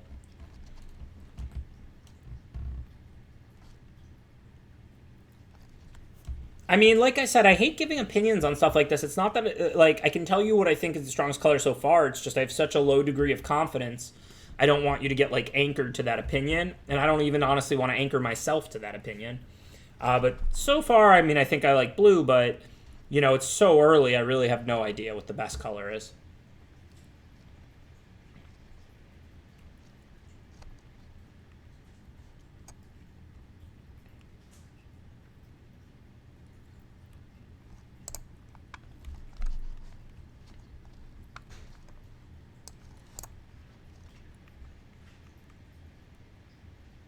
Haha. Sounds awesome, hardcore. I do love cereal.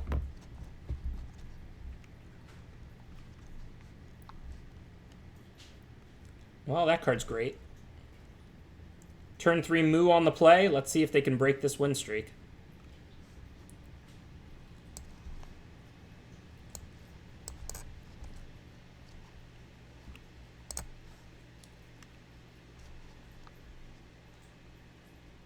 Just depends what they have. I mean, if in theory they couldn't even play something this turn, if they made a 4/4 flyer, I could on summon it and then attack out Moo. Now it's not nearly as good. I can still attack out Moo if I want to do that, if I unsummon the 4/4 flyer, but the 2/3 is going to get to eat a 2/1, so it's pretty bad for me.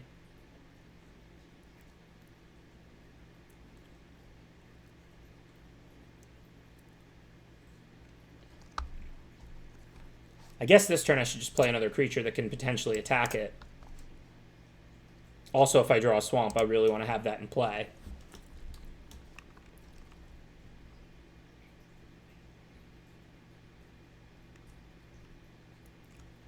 Very funny, Scotty Z. Cheerios has been my favorite cereal my whole life.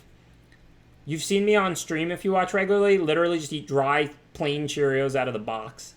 I love Cheerios. I don't think it was worth killing Moo at that cost. I mean, the Air Elemental's dead no matter what.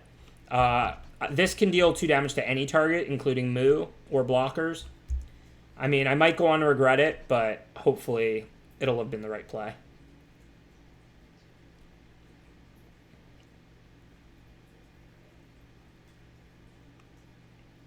So let's see, what do we want to do now? If we unsummon the 4/4, it doesn't look like we have a good attack here. So I don't think we probably want to do that this turn. We can deal 2 damage to either the Inquisitor or the Moo. Probably the Inquisitor, because we do need to like kind of win the board.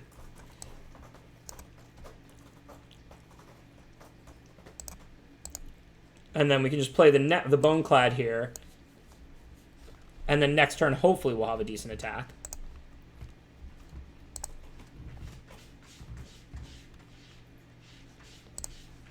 When Moo was on 1 when they made the 4/4, I could have unsummoned it and attacked Moo with 2/1 and Denizen. But Denizen would have 8 Prismite. So I would have been Prismite and the Moo would have been gone. It might have been right, but I mean, I did play Dread Presence. It's done a decent amount in play.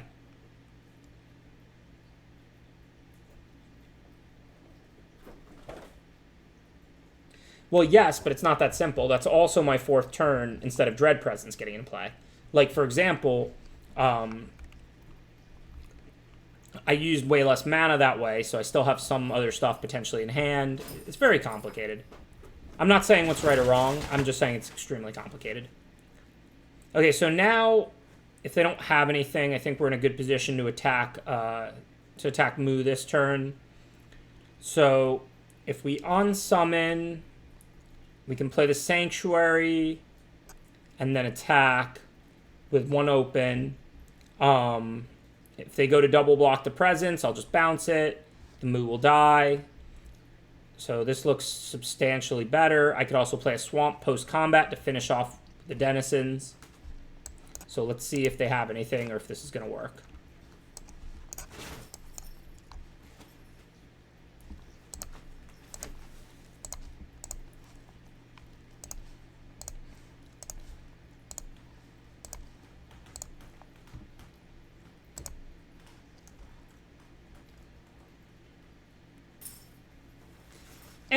If they have stuff to keep her alive, I'll steal her.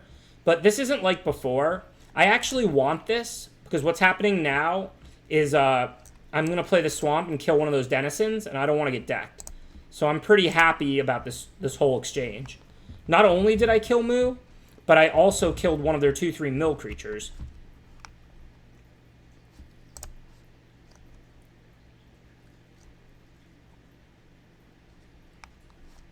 Well, not if I can help it. I'm going to try not to die by the mill.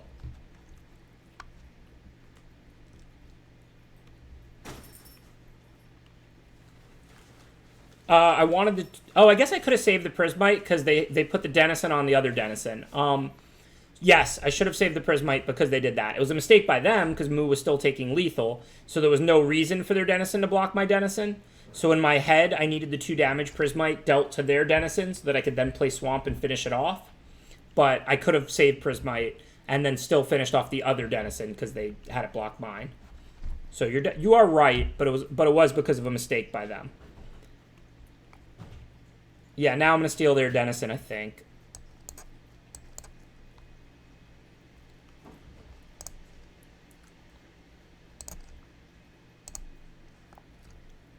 Now we're the one with 2 Denizens.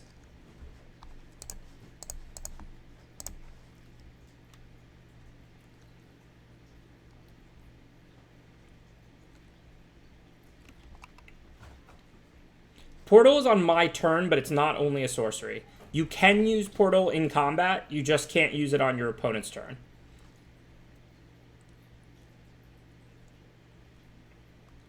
These have been some sweet games. Like, we've been trudging through some not great draws all night and some not great sealeds. But not only is this deck good, but I did not expect to win any of the past 3 games necessarily.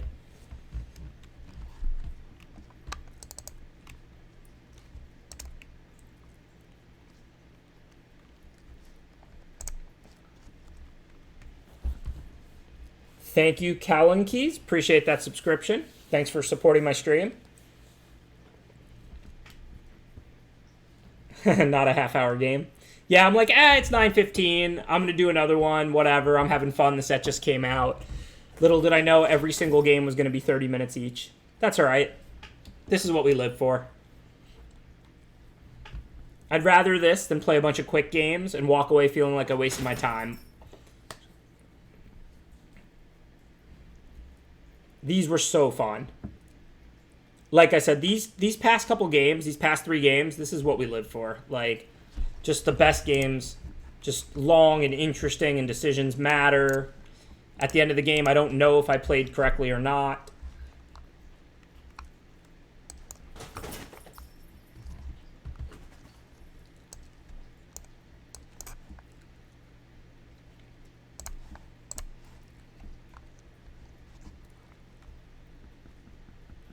Well, I'm not stopping you, hardcore loser.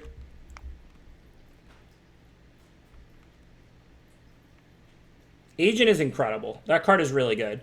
But we won that game without Agent. Agent played a very small role in that last game. We flipped the board that turn. We on-summoned. I mean, granted, Dead Presence was a large part of why we won that game, and that card's incredible too. But I wouldn't really credit Agent there. That game was over before we cast Agent.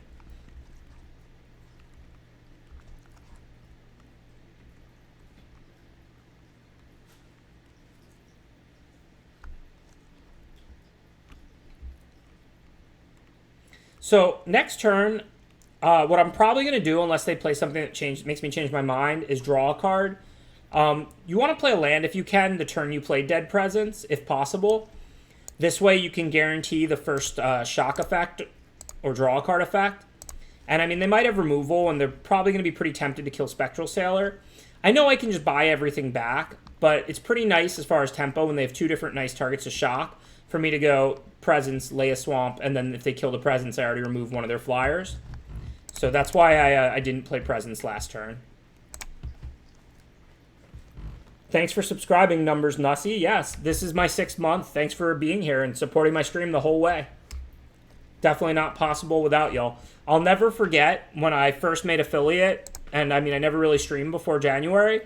Night 1, there was like 50 or 80 subscribers or something, and then the same thing night 2. It was like pretty incredible just seeing that so many people were just waiting to support my stream. And thanks for being one of them, Numbers. Okay, so we should block, I think. I don't think we're going to be using this too many more times right now. And the Drake is stopping the Stormkin. We can always buy back the Sailor later when we're ready to use it. So I'll go ahead and trade 2 1s and draw a card. Or not, because they just shocked it. So sadly, no Swamp, but we have Doom Necromancer, Boneclad Necromancer. I gotta stop calling it Doom Necromancer, which would be a nice play this turn, except I don't necessarily want to remove Spectral Sailor. I really want to remove Risen Wreath, but I'm not really capable of doing that right now. So I think I'm going to just play this Cloudkin Seer. Try and find swamps.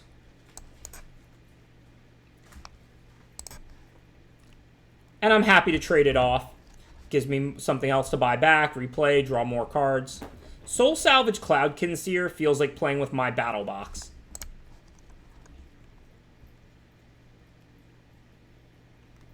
Protection works against gold cards. This card is red. This card is red and blue, so it is red.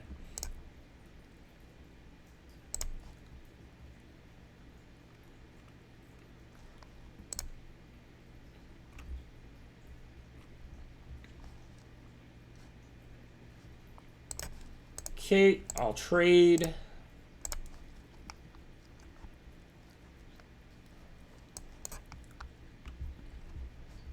I think I just have to take Swamp. I want to kill Risen Reef really badly. Plus, the lands are useful for me anyway. I have Soul Salvage. I have the card drawing thing in the graveyard. So, I think we take Dead Presence. Before things get any more out of control, we get rid of Risen Reef, because that is the scariest card in play.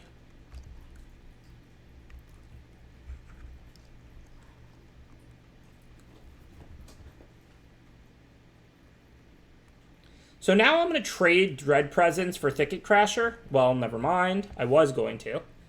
Wait, can I counter that? Because it does target me, right? It's not counter target spell, it targets only... No, 2 damage to the creature's controller. It doesn't target me. If this was multi-targeting, if it dealt 4 damage to my presence and 2 damage to target player, I think I could counter the whole spell. But this doesn't actually target me. So yeah, what am I soul salvaging? Cloudkin and Spectral. Yeah, I'll unsummon the Seer.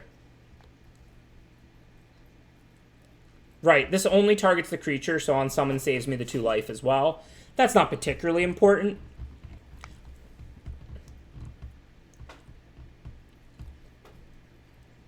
But yes, on summon is definitely the correct play there.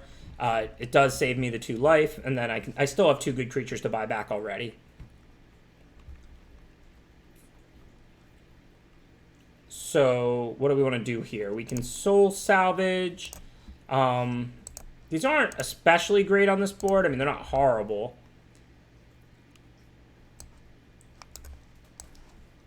I guess it has to be right. Go back and grab Sailor and Cloudkin. I don't think we need the Drake.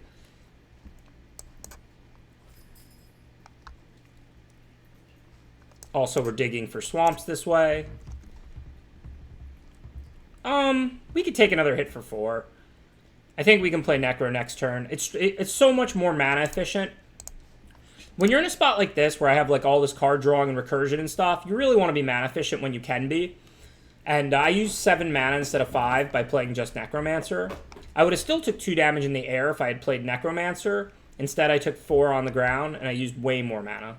So I think this was the right play. I'm not like 100% or anything.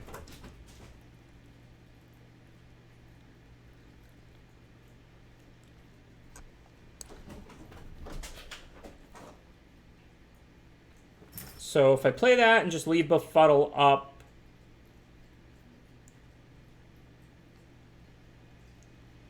that's a thing. I might just have to mill the Swamp, though. This gives me such better blockers. Like, I don't want to play the Swamp without getting value from Presence, but I might be being too greedy here. I don't really want to pay and draw a card, and deal 2, gain 2 is not particularly relevant right now. I think I'm not going to be greedy. I'm just going to play Boneclad Necromancer now. Again, I want to use all 8 mana. This is more important, I think.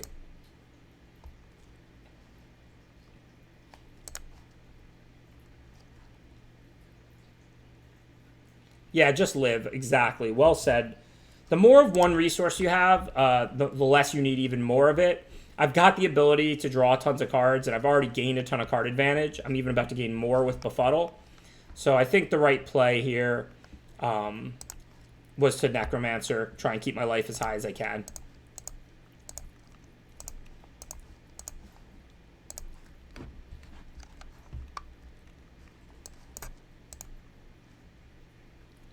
I mean, within reason. I'm still going to Befuddle the 5-4, not the 4-3. I can go to 6.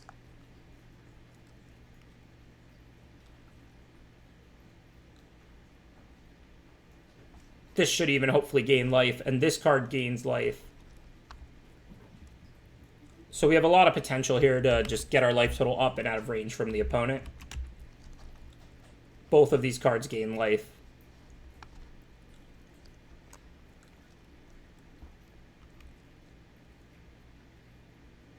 So we have 9 mana, so if we spend 4 on this and 5 on Necromancer, we can just replay it. That seems good by me for now.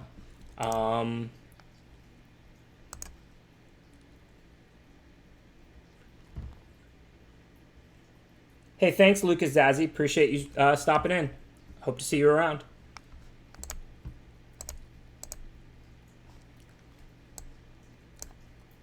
So yeah, this seems good. We can use all our mana again. Develop our board just fine. If somehow they have anything, we're not actually dead or anything. It's okay to get low if we can gain the life back. And we didn't draw a swamp, so we weren't like, it wasn't important to put the dead presence out.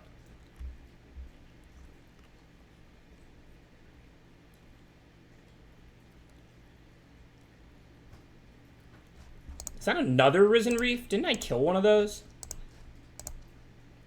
Yep, that's second Risen Reef.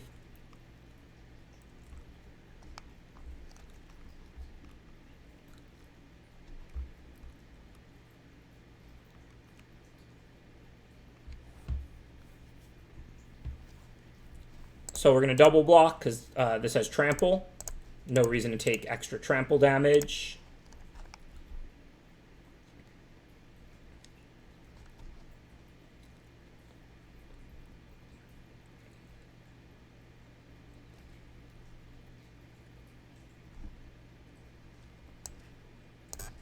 I guess we can start with the vulture, see how much life we gain and what we mill. Ugh, we milled agent and our way to recur things. That sucks.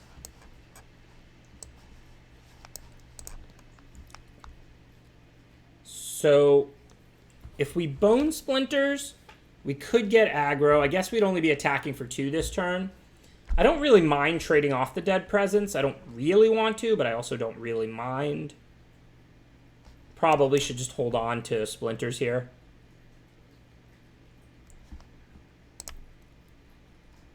Can just block this with the 2 tokens.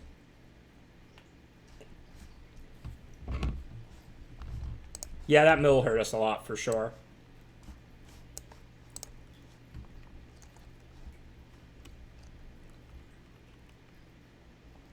Okay, that's just unfair.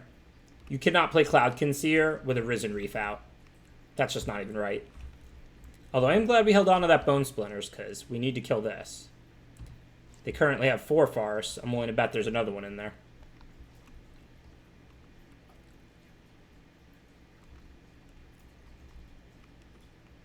Oh yeah, Reef is really, really good.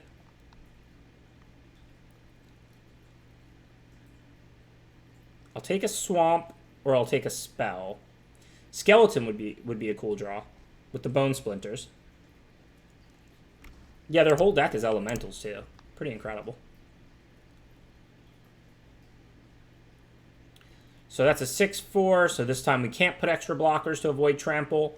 I mean, we could triple here and then only lose 2, but then we'd lose Dread Presence. I think Dread Presence is enough better than Bone Splint, than a zombie, that we don't want to do that. We'll just take our 2 damage.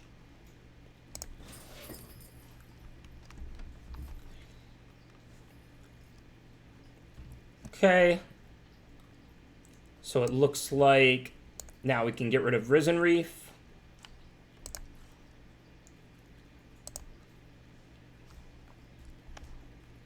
I guess I could bounce the Vulture and replay it to try and find the skeleton for Bone Splinters if I have enough mana. It's 3, 4, 5, 8. I do have enough mana.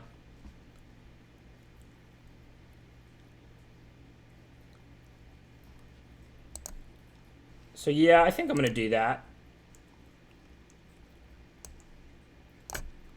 This way I don't have to sack one of my 2 good creatures. If I find it. Awesome.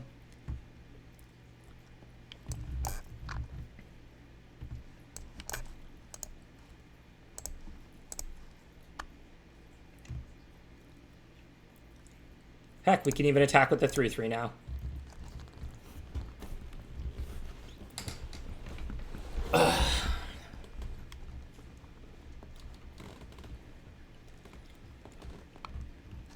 Thanks.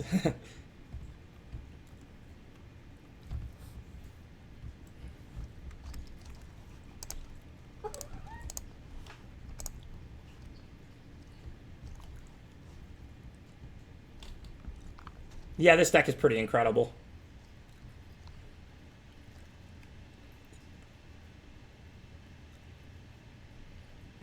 Well, I'm strangely okay with this trade because I can't block their 3/2 flyer here. I mean, I know I drew Boreal, but they don't know that. And I also just have a couple swamps left in my deck anyway, so it's not a particularly big deal.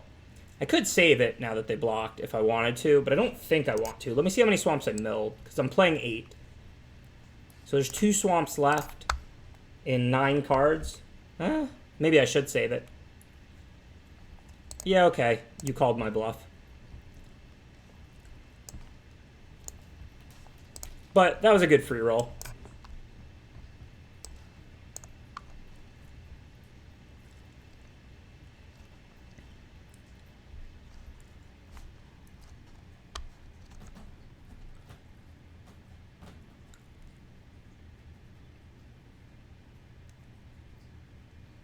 The opponent has 12. We have 9. We haven't used our Denizen, though. And if we draw that, we can start bouncing another blue creature and replaying it and milling for 2.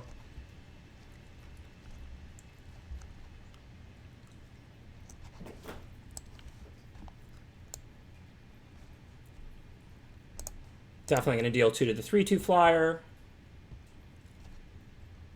And now we literally have 1 swamp left.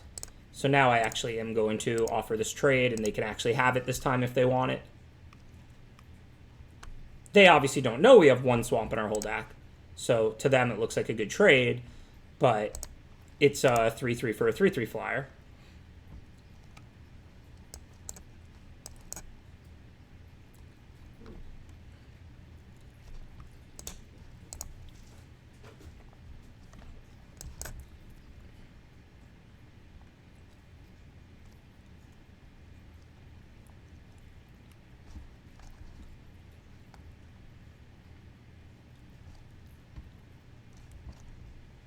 I love the London Mole. The London Mole has made me so happy. I can't even describe how happy the London Mulligan makes me in words. It's such a better mulligan roll. Every single time you mulligan in a game of Limited now, you get a much better mulligan roll. If you're a Limited player and you don't love the London Mulligan, I don't know what to tell you. Yeah, so of course we draw the swamp. 1 swamp left in 8 cards. That's okay. What were we going to do with it? Kill the 2/2, draw a card? It's fine.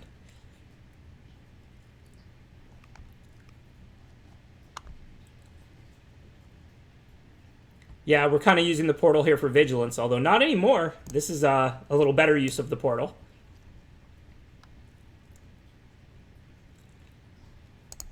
Although if I was to bounce this Dungeon Geist and then untap and replay it and play it again, the first creature will untap, right? Because it's a new card, the Dungeon Geist.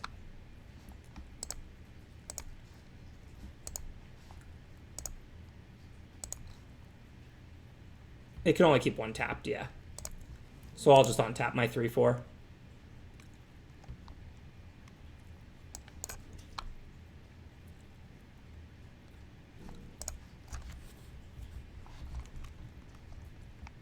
Sweet. Another awesome game. Unless this is an incredible card, because it has to stop 2 3-power flyers. This may go on to be the best individual 7 game whatever sealed I've ever played in my entire life. Like, these games are incredible.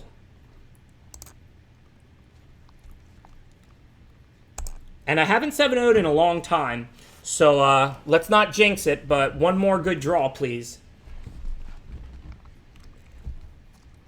But yeah, this is like really incredible.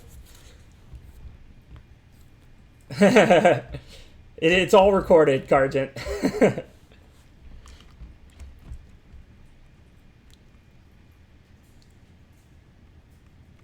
I'm glad to be here playing Magic.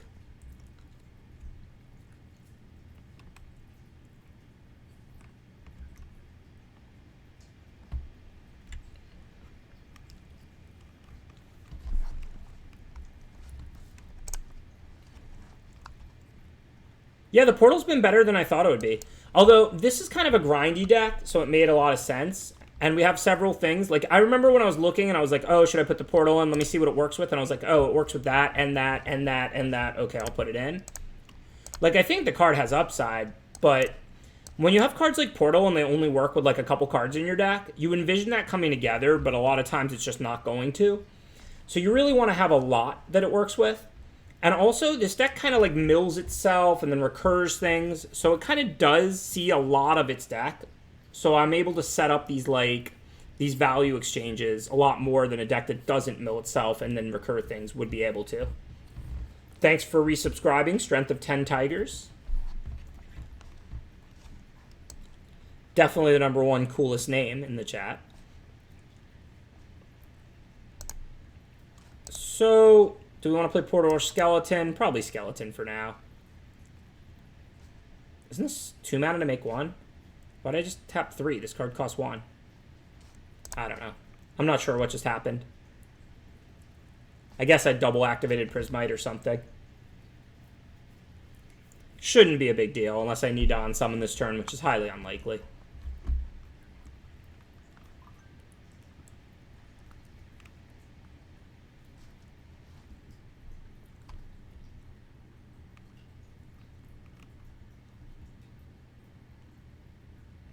Now this is the kind of greed I do get behind. 8 swamps in the deck, my whole hand is blue. I'll draw a swamp sooner or later.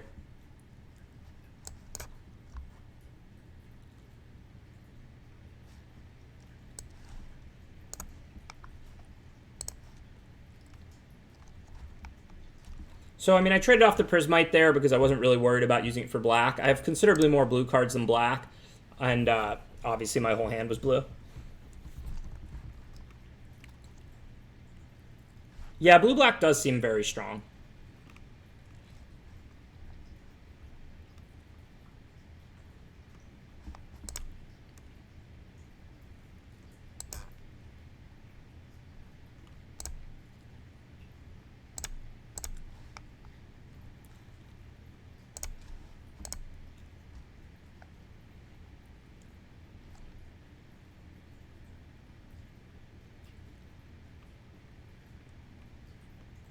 So we don't want to let them mess up our card drawing engine here. So if they Violet, we'll unsummon it for sure.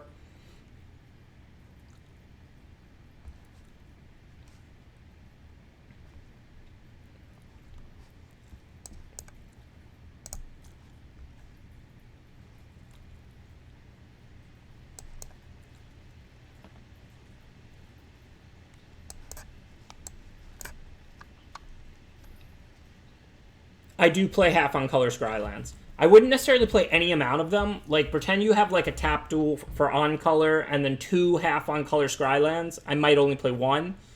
I feel like the first 2 tap lands in a deck are not that big of a deal compared to the 3rd and 4th and so on. Because it's very rare you draw 2 of 2 in the first 9 cards or something. But once you start going to 3 and 4 and 5, it does happen. But if it's my first tap land, I would virtually always play a half on color Scryland. All right, so this turn we have 6 mana. This is 3 and 1, so we can't do that yet. So for now, we should just be attacking, I think. Well, we are 6-0, so if we're getting paired against other people with winning records, then they may have these Risen Reefs, since that card is amazing. This is like a Windmill Slam first pick, assuming there's enough elementals, and it seems like there is. This card is just so powerful. I don't know if I would replace a Swamp with a Scryland in this deck because of the rare, which is why you're asking, Dread Presence. I might replace an island with a black Scryland if I had to, because there'd be so much value in the non-basic that I might want it over the 9th island and just keep 8 swamps. I guess by that logic, I probably should have just played 9 swamps, 8 islands then, but I do have a lot more blue and blue card drawing. And a Scryland does help you find your blue, so it's a little different. I'm not really sure, but I probably wouldn't replace a swamp with a 1 on color Scryland only because of Dread Presence. Normally I would, but not with Dread Presence.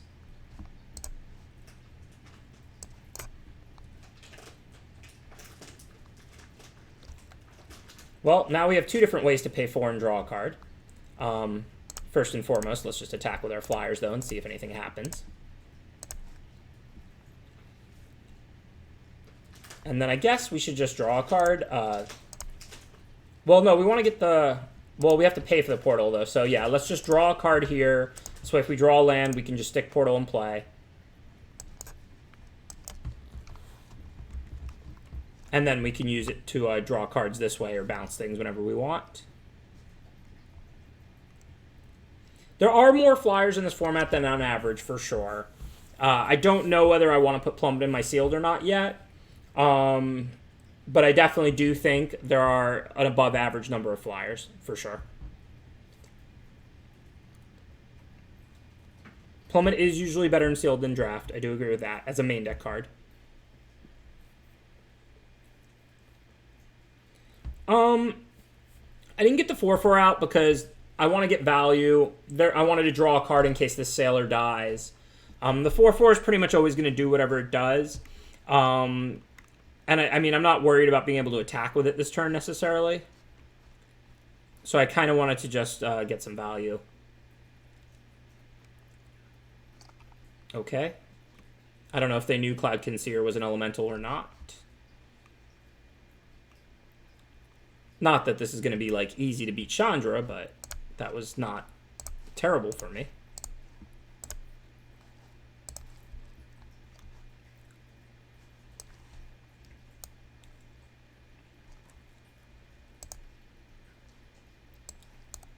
Hey, we've had to beat everything else over the past 4 games. We might as well try and beat Chandra, too. Possibly the best card in the set. Definitely way up there.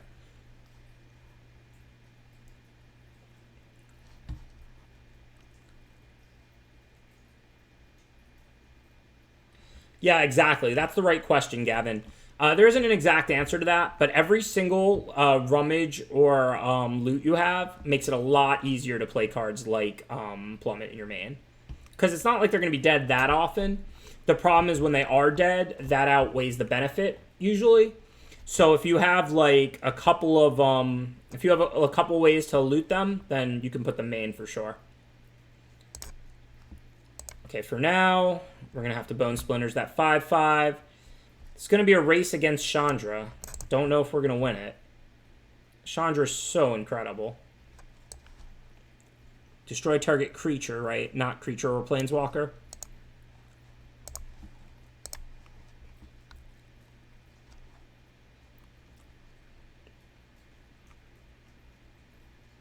I would love to steal it.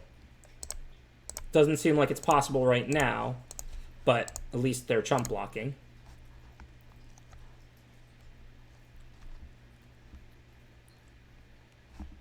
And then, of course, post-combat, we'll draw a card.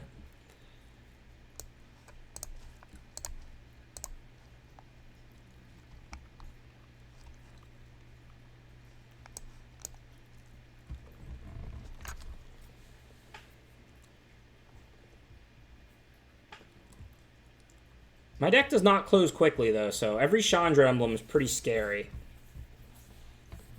Chandra is just ridiculous. This is just not a limited card. I mean, I understand it's a mythic. I understand it's like the feature card of the set. It's going to be very good. But, wow. Giving people emblems and having 8 loyalty, because like I think it comes in with like 5 or 6 plus 2. I mean, come on.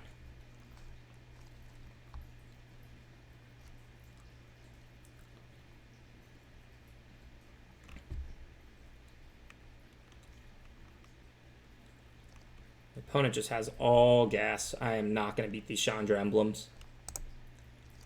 Do I have any ways to gain life? I have the 4 mana black rare that can gain 2. Well, that's a good draw. So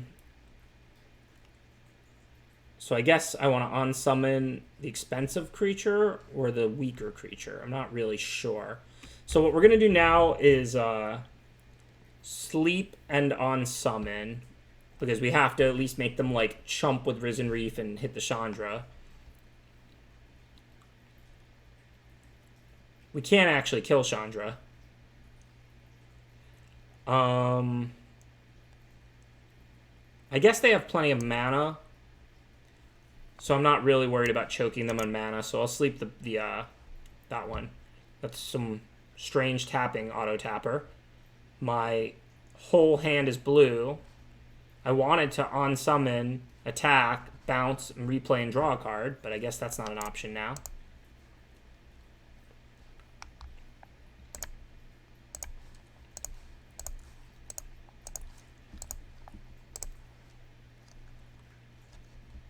Yeah, I slept the gorilla because I can't really afford to be taking any hits from it at any point. But this is still like a pretty tough game. But yeah, if we draw agent, maybe we can close in time. Who knows? Yeah, you're probably right, Mox Powers. Maybe I should have gotten Skeleton out instead of drawing an extra card off Seer earlier. Granted, I mean, those extra cards turned into on-summons and bone splinters and things that I pretty much needed in sleep.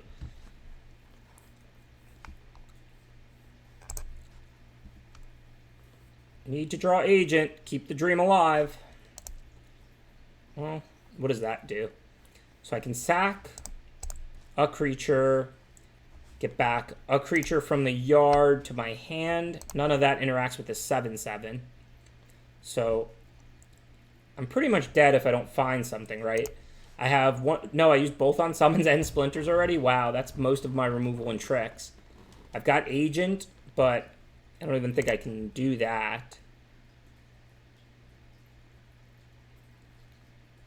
If they attack with this Drakuseth, I'm definitely dead. So close to the 7-0. So what can I do? Yeah, I mean, if I befuddle to draw, I'm 1 mana short of agent, but I guess that's like my only real choice. Wait! There's life!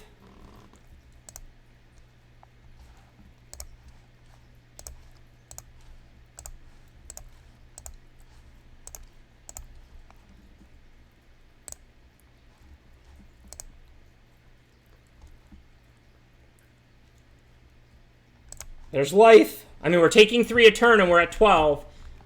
But there's life. No more. Just play Netcaster and pass. No more. I can't take any more.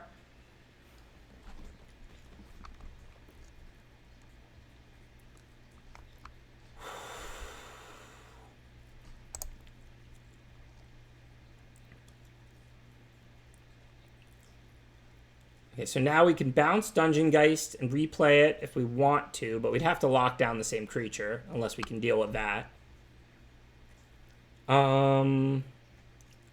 We have to kill them quickly. Can like Doom Necromancer, then sack like Skeleton and bring Boreal Elemental back, and like the 1/1 flyer back to our hand or something. It's going to be tough to kill them quick enough. Oh, we can just get the Dungeon Geist back if they trade the Spider for it. So what I should probably do now is just attack. Just going to attack with everything but the Skeleton. Yeah, I want them to trade the Netcaster for the Dungeon Geist, because then I can bring it back.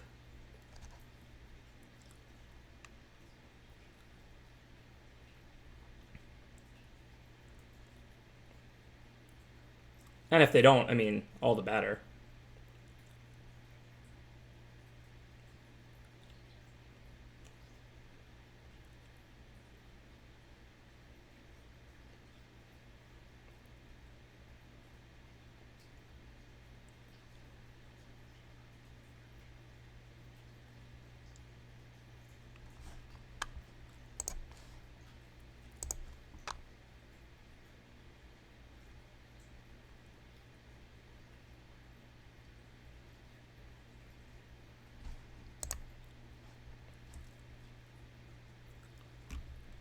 Okay, so I do need blockers to not die, so I think I have to play Boneclad Necromancer now. Plus, I need more forces in play anyway. And then if I... Do I want to bounce the Cloudkin Seer or just let it go? I'm not really getting back anything incredible. I like kind of might as well just bounce it. I can replay it along with the Necromancer.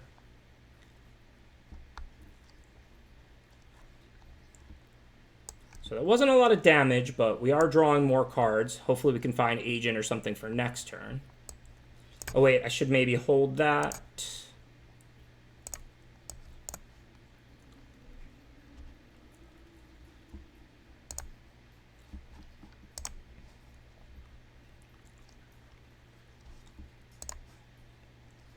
Yeah, we can heal with Dread Presence. I'm hoping to find that. We're down to 15 cards left in our deck.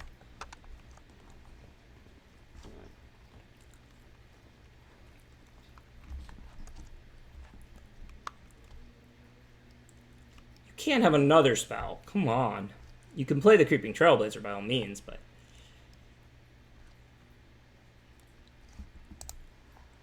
Oh, good call, Jack Search. 3 a turn really stings. Could really use that gain life nightmare. Okay, so what do we want to do now? This can pump itself. Doesn't have trample, so I'm not worried about it attacking me. They have what? How many elementals? Oh, like none. Okay, so it can only be a 3/3 right now. Probably just gonna like alpha. I'll have the bounce to save a creature they block, and I can always play Blood post-combat. There's no real reason to play it pre-combat. I think it's alpha time.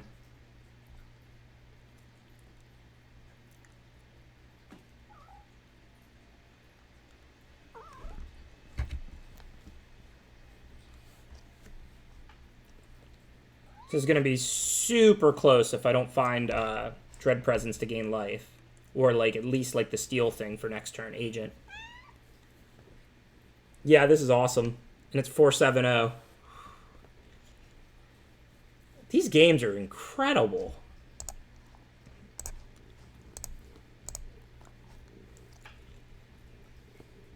Maybe this is the best core set ever. I don't really know, but this is like 4 or 5 of just amazing games of Magic.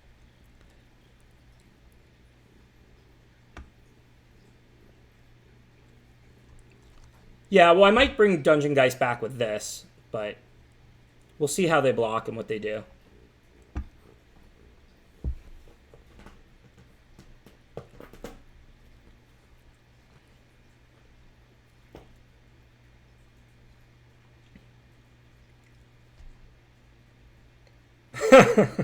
How do you think I feel, Scotty Z?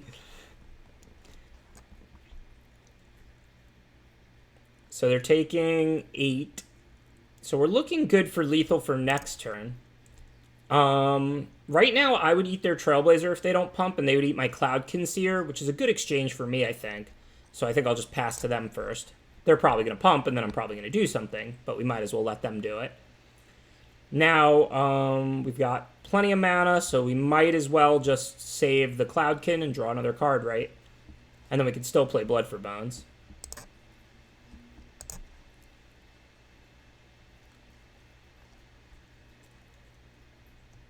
No reason to hold 2 swamps, so we can definitely play 1. See what we draw, because we still have plenty of mana. Why does it keep wanting to tap all my blue? Oh, I shouldn't have played the swamp yet, because I might draw the Nightmare card here. So that was a bad play, but okay. So I don't have enough mana for both, but I can do either of those. I assume I want to bring back this Necromancer rather than gain life. I mean, I don't even know how much life I'll gain. I might gain 1 or 2. The thing is, I'm taking 3 from Chandra, so Shock doesn't kill me. Chandra's Outrage doesn't kill me. So I don't know that there's really much that I need to gain, like, 1 more life. Obviously, there are cards that do kill me, but I don't think I really need to gain, like, 1 or 2 more life. So I think if I Blood, I can sack Skeleton, bring back the Necromancer. I mean, they only have 1 on-tap blocker. I don't need flyers for lethal.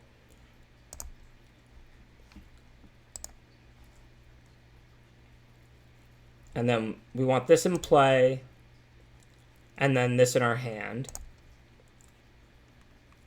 And then we can exile something. Of course, I don't have any blue mana, but whatever. Yeah, the auto tapper's brutal. But I mean, like, if they just draw a blocker, they're dead. I mean, they have to, even if they played 2 blockers, we have lethal. We have 5 creatures effective to 1, so they have to play like 3 blockers. So they basically have to kill me. Which, I mean, they could like untap the Drakuseth somehow, or they could deal 3 damage direct to me. But like I said, Outrage and Shock both deal 2, so there isn't a lot.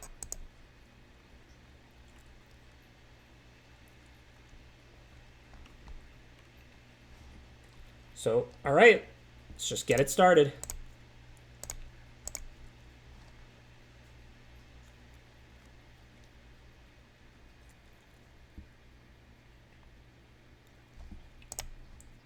Magic the Gathering. Tell me this isn't the best game of all time. Look me in the eye and tell me that.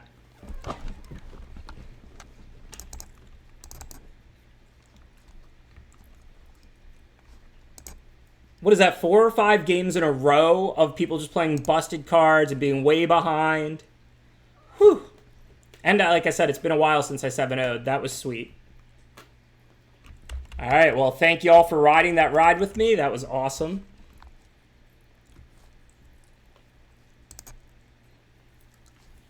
Super fun. Thanks to everybody who participated tonight. I'll be right back tomorrow night, 5 p.m., the usual time, 5 p.m. Eastern. Not sure if we're going to do sealed or draft yet tomorrow. I'll be asking and see what people want.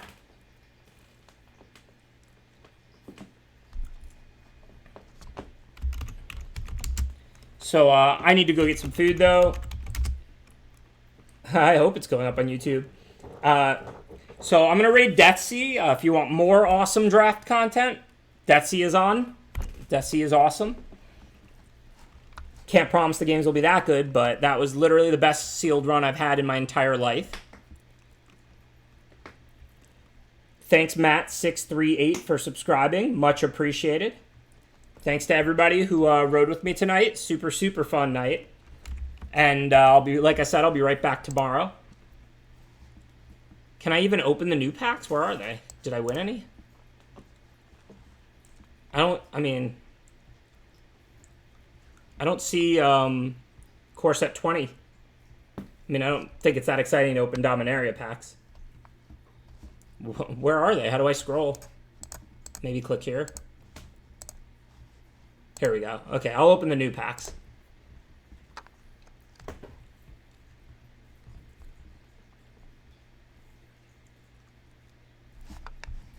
But I'm going to send everybody to Deathsea now, so I'm sure he's doing more awesome limited content too. So if you want to watch more of this, go with the raid. If not, or if so, either way, I'll be back on tomorrow at 5 p.m. Eastern. Thank you for that subscription, DWMMFT. Thanks to everybody who supports the stream. Hey, I appreciate it. It's awesome. That was super fun. So thank you to everybody who rode with me tonight and everybody who supports my stream and my content in general. And I'll see you all tomorrow at 5 p.m.